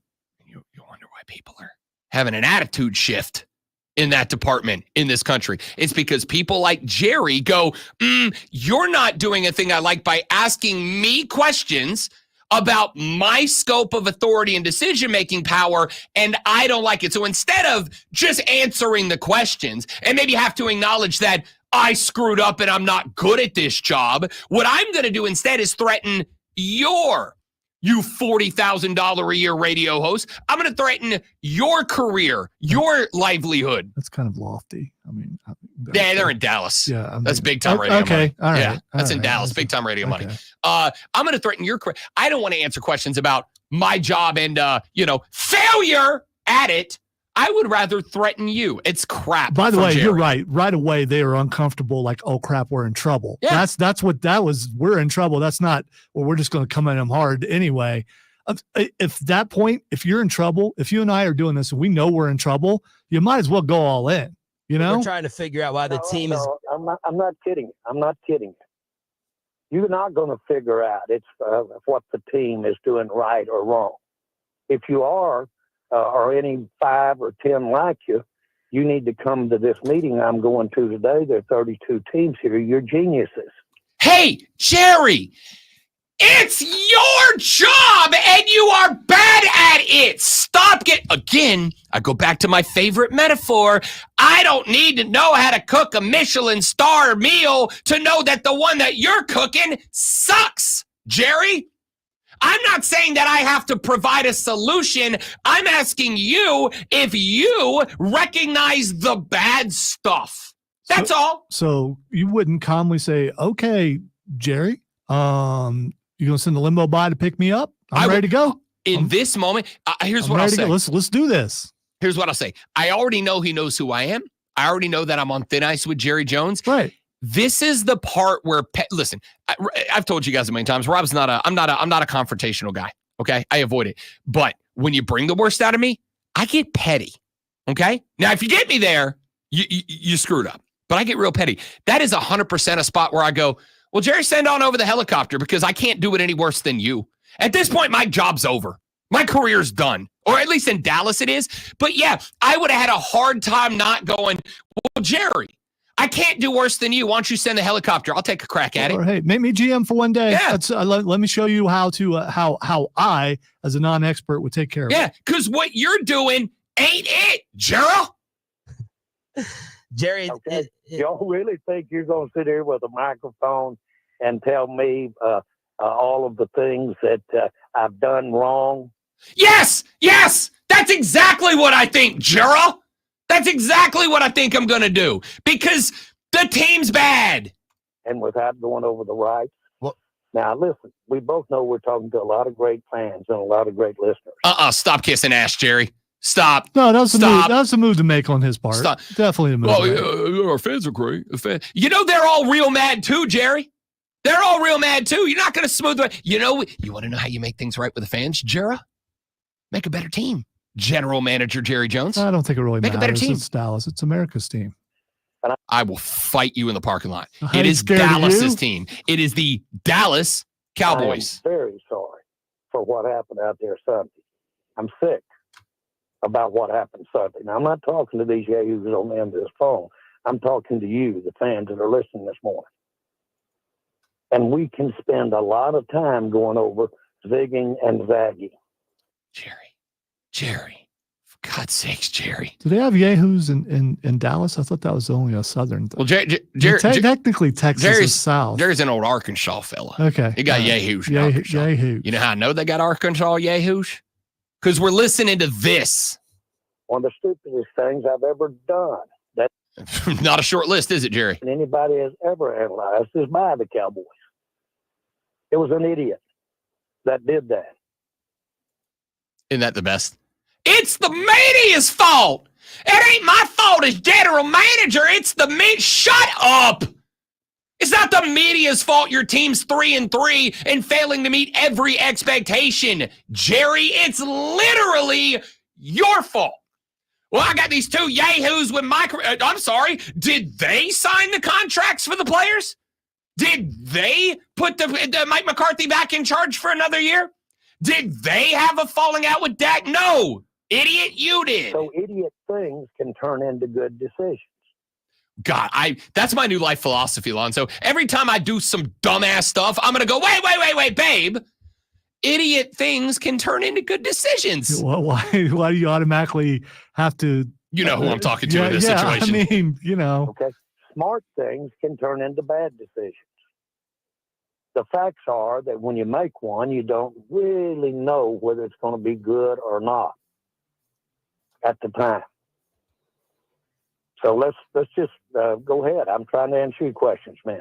Yeah, well, you're doing a real crap job, Jerry. All right, here's the thing. He got apologetic near the end. He realized he got snippy. I'm being a butthole right now. No, and listen, you don't think he realized that, and he calmed it down at the end.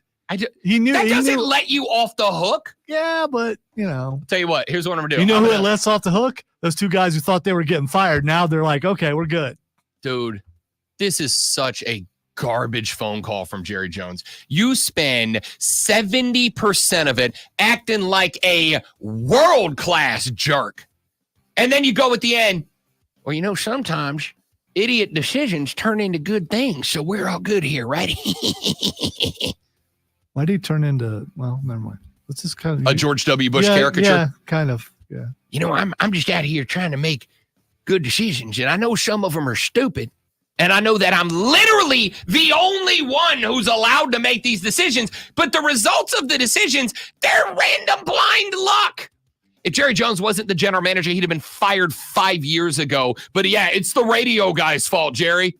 It's the morning show host on 105.3's fault that your team sucks, Jerry. Idiot. Back after this on the Rob Brown Show in the Fan Upstate. Mad World.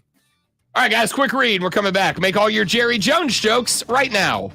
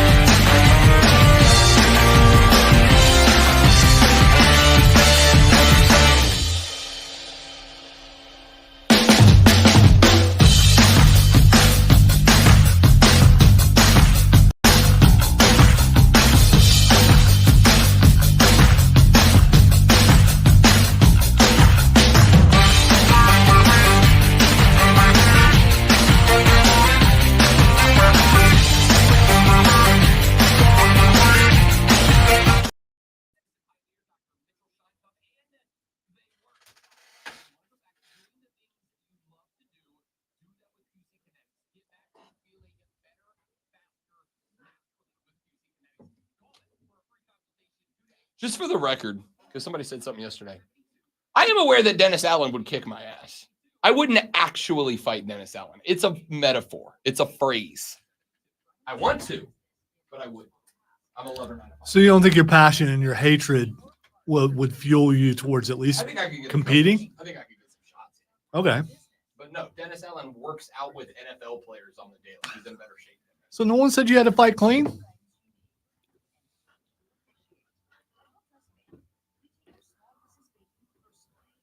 Clean fighting's for the ring. Everything else is no holds barred.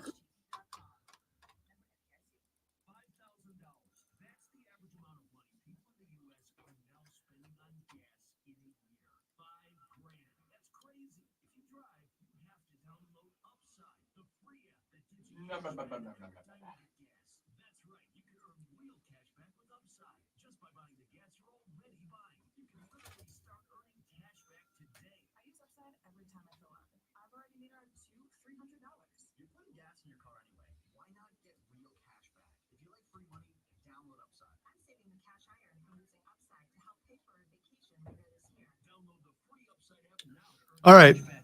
Is that a crack on my head size? Because I don't entirely get that, Mac.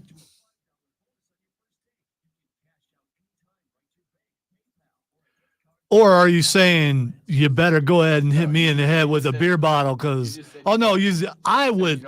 No, I'm not touching a beer bottle. So I want something with some reach.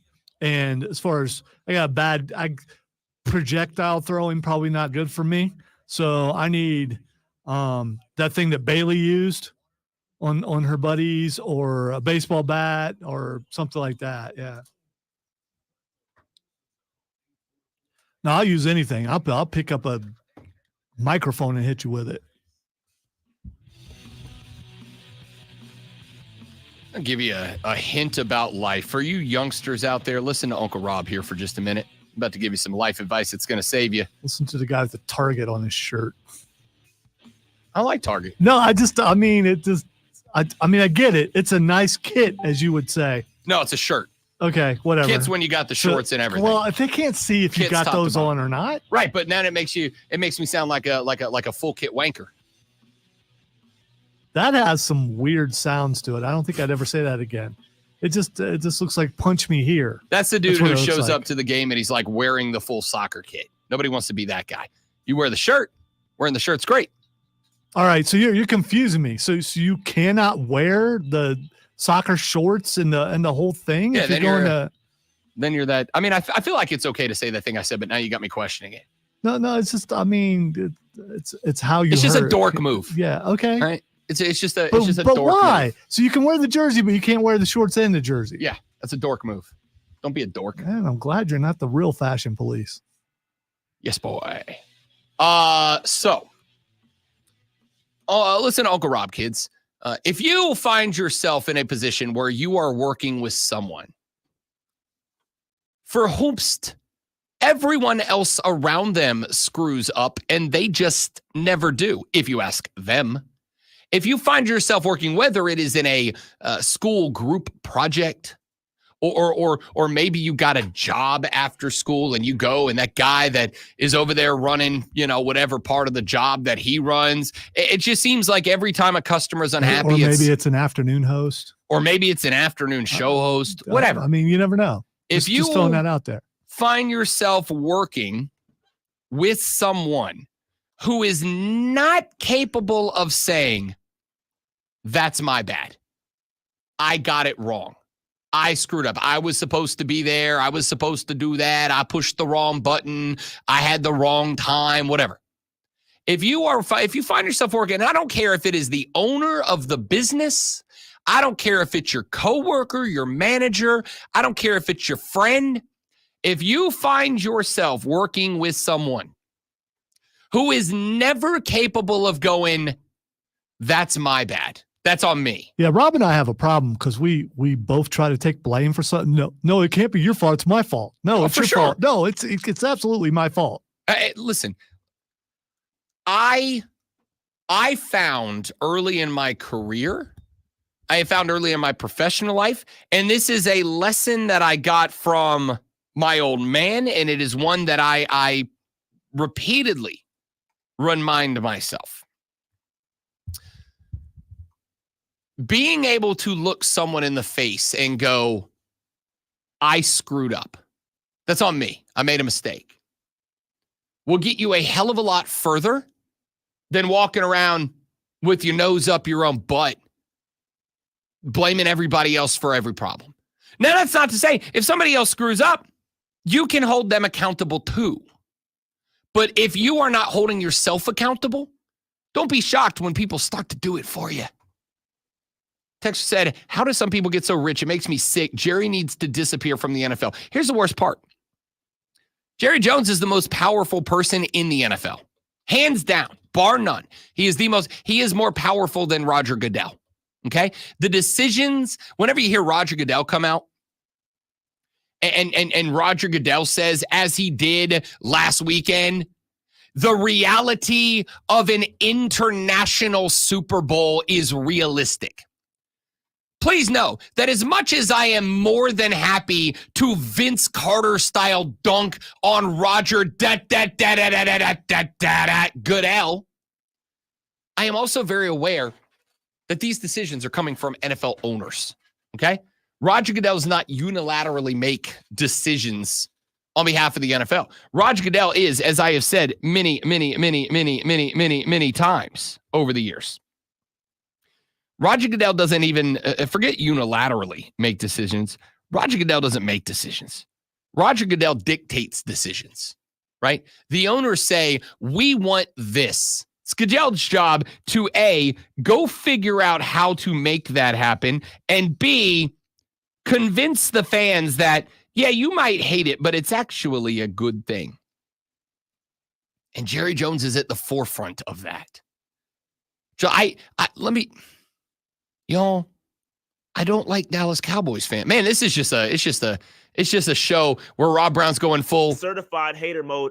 Yeah, you are absolutely getting that email. I like, as I said with Philly fans, I'll say the same thing for Dallas fans. I like individual Dallas fans. All right. I work for one and with another. There's two of them on the Fan Upstate team. I like them as individuals. I like them as people.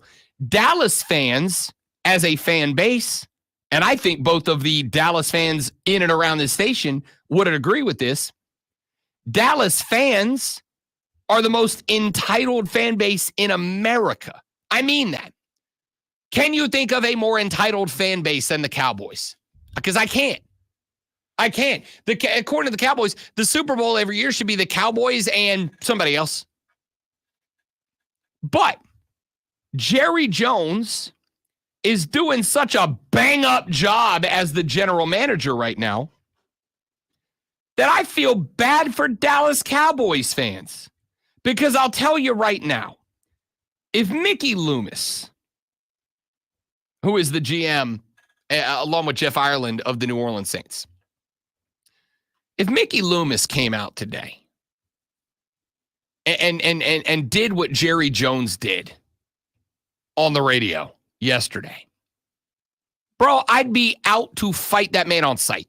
Like on sight, I'd be ready to scrap. All right? Now, Mickey Loomis is doing, I'm sorry to say, because he's done a very good job in years gone by, a not great job. I am still trying to figure out how in the world the New Orleans Saints decided to hook their cart up with career 30% winner Dennis Allen. How's that guy still in charge? Right? The Saints are who we thought they were. We had a nice little fun run out of the gate, and now we've come back to this to crashing down or cratering. And Mickey Loomis is one of the guys, one of the reasons that we find ourselves in this predicament. But you know what Mick's not doing? He's not going on the radio and saying, well, this is the media's fault. No, it's not. Because, Jera, unless, my guy, unless you have been inviting the media to come into the meetings and decide contracts you're going to sign and terms you're going to approve and yada, yada, yada, it's your fault. You have made this great. Jerry Jones once said, and I want to say it was like maybe this past off season, but Jerry, rightfully so, was being asked questions about his role as the general manager. And Jera said, nobody can do what I am doing. Jerry, there are 32 National Football League teams, and you're the only one, unless I'm getting this wrong, that the owner is the general manager by himself or herself. There are other teams, am I right, Carolina Panthers, where the owner is involved. And there are plenty, am I right, Carolina Panthers, I think, until this year, where the owner had a yes man as the general manager. But you're the only one where the owner is the general manager. And so for this man to get on the phone and blame two radio hosts for the problem, do you think the Dallas Cowboys would be doing better if the 105.7 The Fan morning crew would just be nicer?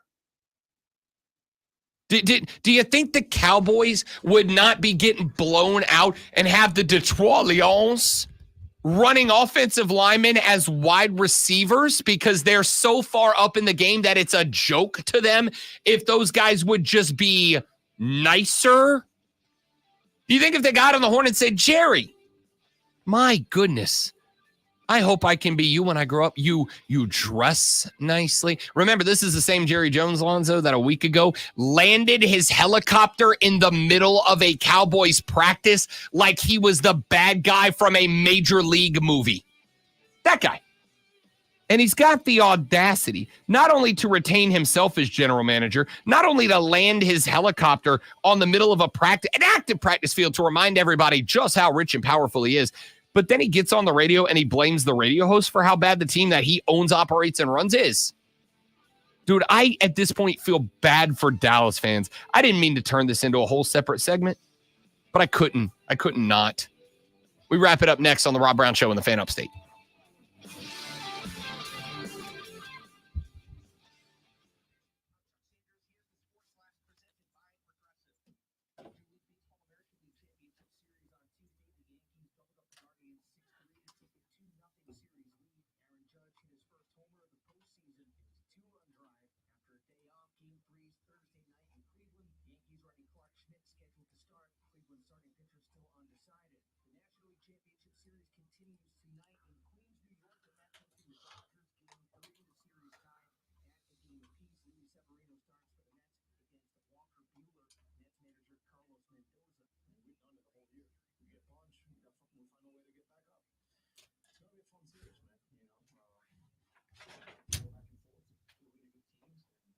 Two minutes.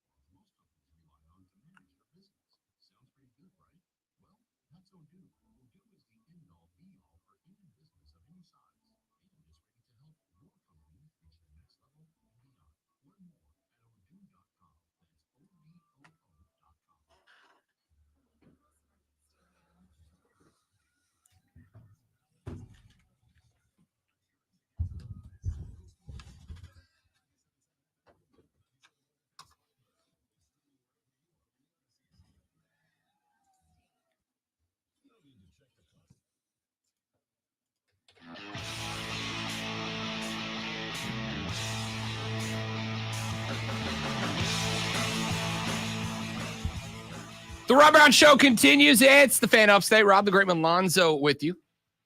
Wrapping up the show. Got a few more minutes here, and then we'll ask what the X is going on and call it a day. We were talking earlier in the show about the fact, we were off the air. Join us on the live stream, by the way. Facebook.com/The Fan Upstate, The Fan Upstate on YouTube, The Rob Brown Show on YouTube, or on Twitch. We would love to have you. We do all 4 hours live, all 5 days of the week, and some other times too. We were talking earlier. We were on a break about an hour ago, and I stretched. Just stretch the back. It's the morning, and I'm not a morning person. Get it? Big stretch. And something in my back popped so loudly that Lonzo heard it from the other side of the room over the radio. All right, like the speakers in the building that we have playing the station when we're on break. Lonzo heard it over that, and he looked at me and he said, "That was so loud, the AARP heard it." Which is fair, and I'm sure I'll be going home to find a solicitation from the Association for the Advancement of Retired Peoples in my mailbox, for sure. I want you to know, I feel better reading this story. 26-year-old Nigerian striker Victor Adeboyeho, soccer player. Okay, all right. Yeah, soccer player. Okay. Plays for the Bolton Wanderers, which I actually really like as a team name, the Wanderers. That's good. Bolton Wanderers striker Victor Adeboyeho had to miss some time recently. Lonzo, he was injured. It kept him out of an English Football League trophy match a couple of weeks back.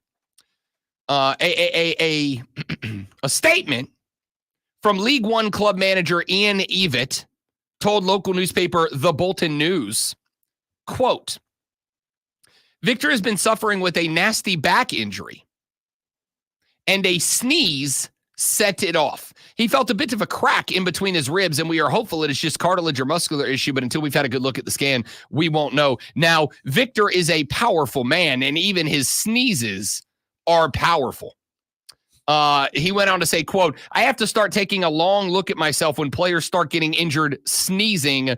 That's just the way things seem to be going at the moment. We have to deal with it. I'm just going to say, I have reached the point in my lifetime where, though, I've had this happen. I've had this exact scenario happen where I sneeze and I am incapacitated for a few minutes. I have had the situation happen where I sneeze and breathing becomes a labor for a few minutes." He is a powerful man. His sneezes, all powerful. I mean, don't get me wrong. I also like to turn things that I've done wrong into, no, actually, I did. I'm like Jerry Jones. Even idiot decisions can lead to good things. All right. So people who are listening aren't privy to this knowledge, but you and Chris Evans sneeze louder than anyone on the planet. We have very powerful So sneezes. I am very surprised that neither one of you have been hurt major after a sneeze. Oh, I have been. I'll give you one quick story. About a year ago, had a buddy of mine coming up to visit, spending the weekend. We were just kind of hanging out. And we got up on, I remember it very well, Saturday morning, off season, non-college football season. Wish it would have happened in college football. Gave me a reason to stay on the couch. Buddy of mine came up, was staying with us for a weekend, Saturday morning, and we had plans. We were going to go up to Asheville for the day. We were going to go hit some of the local breweries and distilleries up there. All right, we were going to have a nice little day. Me, my buddy, and my, at the time, fiance, sitting on the couch Saturday morning. I ripped a sneeze, great one. I ripped a sneeze that I physically went, after it was over. something on the right side in my back, something in the same area popped. And I felt it. Not like you know how you crack your back and you kind of can feel like when your back pops. I genuinely was like, oh, well, guess I'm having surgery or I'm dying. One or the other. Don't know which one yet. It hurt so bad. I was sitting on the right side of the couch. It hurt so bad, I could not spin to lay down on the couch to try to rest it off. I couldn't move. I was locked into that spot. I sneezed so hard, I broke something. So I'm just going to say that I guess I feel a little bit better as a then 30, well, I guess I'm still 39. As a 39-year-old man, I feel better that a sneeze incapacitated me now that a 26-year-old world-class international football star had to miss a championship match in his League One match, his League One team. I guess that makes me feel a little better. I had a day a week ago that I slept on I either slept on my pillow the wrong way or at some point my head came off the pillow at night. And when I got up in the morning, I had to physically grab my head and twist it like a Halloween costume, a Halloween prop. I had to force my neck to bend, just to be able to bend my neck, just to be able to look around. It was like locked sideways, like I was a confused puppy who was just asked if I wanted to go on a walk. Head was just locked, and I had to push it back into place just to be able to twist my head back around. The point here that I'm making here is when athletes tell you they're banged up, believe them, because weird injuries happen, all right? I have sneezed myself into a full day on the couch, and I have had to manually unlock my own neck because I slept the wrong way. And I'm not claiming that I'm a world-class athlete. I'm very clearly not. If I was a world-class athlete, I would be doing a sports instead of talking about a sports. But I am not by any way, shape, or means like that out of shape. All right.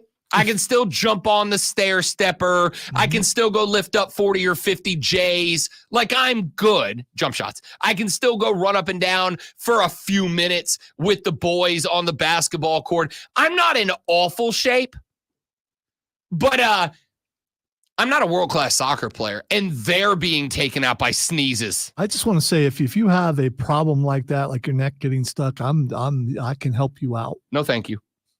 I think I'd rather just be stuck. All right?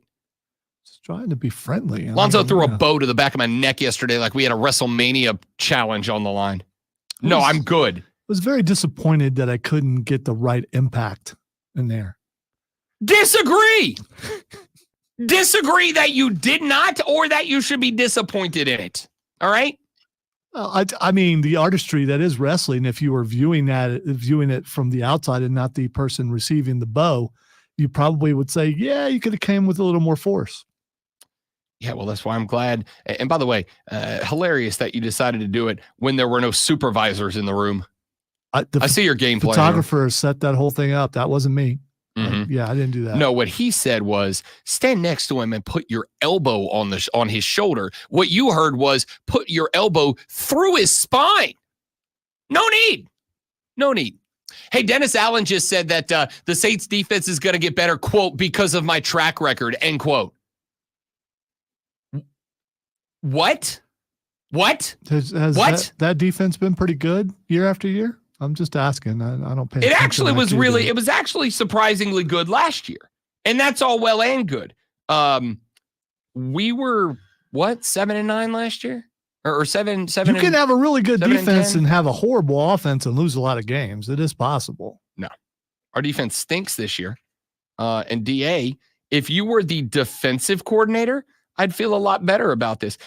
Do you judge, Lonzo? Here's a question I actually meant to ask you earlier in the show. Never. Okay, well, now we all know you're lying. Do you judge, great one?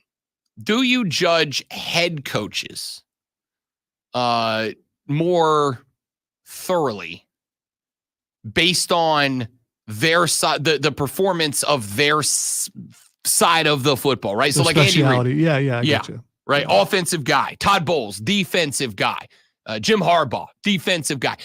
Do you look at those teams and when their side of the football stinks, be like, okay, this is your line of demarcation? I did for a while, but I've heard a lot of talk, especially like from what Chip Kelly was saying, that basically you're a manager and you're not really doing what you do as a coordinator. So I think if anything, you judge them on their choice of coordinator. Okay. That maybe they should have picked somebody better if they actually had a hand in the picking of their coordinator. But I don't think I judge them the same way I used to. Okay.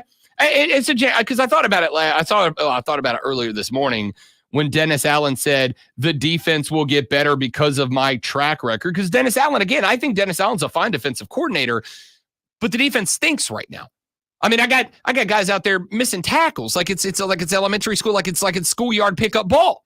Make a tackle. It's the number one thing defenders do. Tackle. Yeah, whatever. Let's do that thing. I done tick myself off to end the show.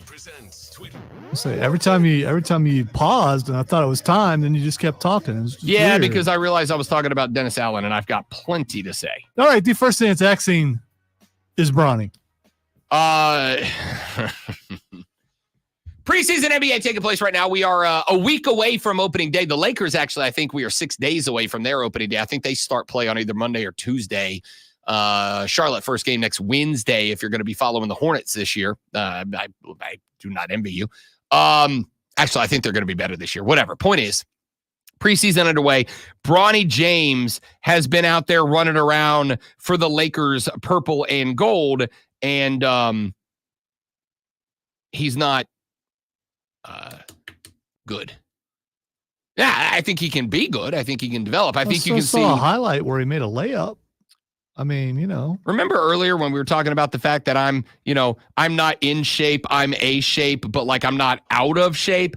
I right now could go, I don't know, 10 for 10 on layups today, right now. No warm-ups, could go 10 for 10 on layups.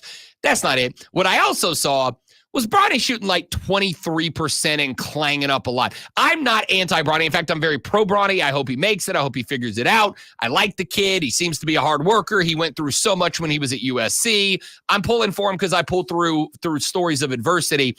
But it's more about the fact that while you did it for Braun, and while I'm happy for Braun gets to play with his boy, I can't imagine a way that a dad could be more thrilled about it. The problem is it's making the Lakers worse to do that. Well, it's still preseason. We'll see how much he actually plays in the real season, and if they can get that vaunted mid-season championship again. How much sway do you think Braun has over JJ? Remember, like there's the whole conspiracy theory. JJ's only got this job because he's podcast bros with Braun, and Braun said to the Lakers, "Hey, this is the guy we want." Do you think he did that? Like, hey, JJ, I will get you the Lakers job, the most prestigious job in the NBA. I will get you that job if you draft and play my kid. Do you believe you subscribe to that at all? You tinfoil cap in that one? I think it's a possibility, but in the end, I think winning is the most important thing for LeBron. And if it means, hey, sit my son down, we need to win games, I think he would do that. The next thing that's Xing is Stephanie Vacour. I got nothing. All right. She is because you're behind on your wrestling. She was a big time indie wrestler, showed up last week. Okay. Her entrance is amazing to the point to where she came out, she has horns on her head, and I don't know how they did it, but the horns come out like devil horns. And what she did to Ren Sinclair, I actually sent you the video. It's not good. Well, it's good if you're a fan of her.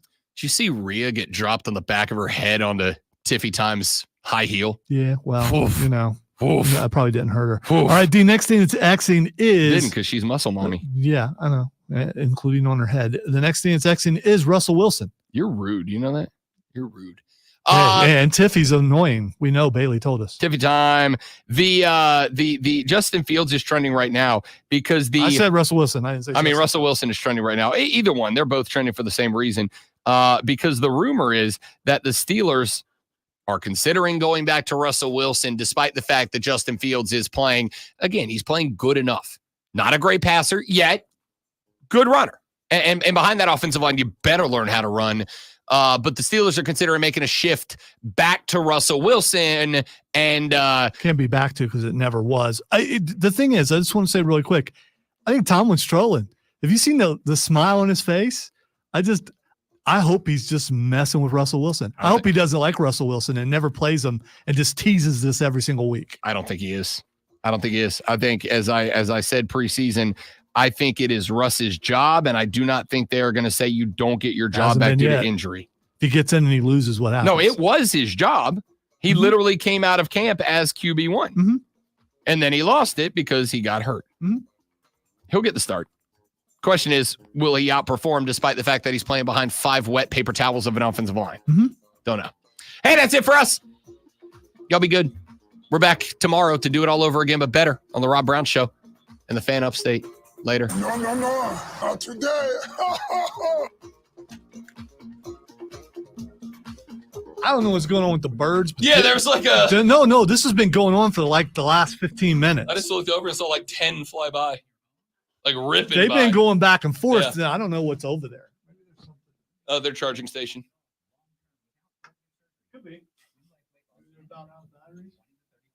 Oh, man. All right, dudes and dudettes, I got stuff to do. We got a jet. Got a, let's see, what do we have today? Meeting at 11. Weigh-in at noon. Lunch with a fiance at 1. What fiance? Gotta stop. Lunch with a wife at 1. Dude, come on. I called her my girlfriend yesterday to her. I think that's acceptable. Yeah. But when you go fiance, that's a problem. Yeah. She was like, "You're what now?" I was like, "Oh yeah, that's right. We got married. I forgot about that." No, you need to say you'll always be my girlfriend. 'Cause you'll always be my baby. Do do do. Yeah. Do do do do do do. You feel like a Amy Grant song. Mariah Carey. I can't remember. You It's all will the always same. be a part of me. All right, now that I did that publicly on accident, I'm going to go do stuff. Yeah, you've done worse. Yeah, dramatically and on the air. So at least we're off the air this time. All right, thank you guys for being here. You're all spectacular people. We love you. Tell your friends about us. Help us grow the show. Have a wonderful rest of your Wednesday. We'll see you back here tomorrow. Hate Naz Mario, Rashad Beard, Fight Club, and whatever other fun and shenanigans we get into. Goodbye.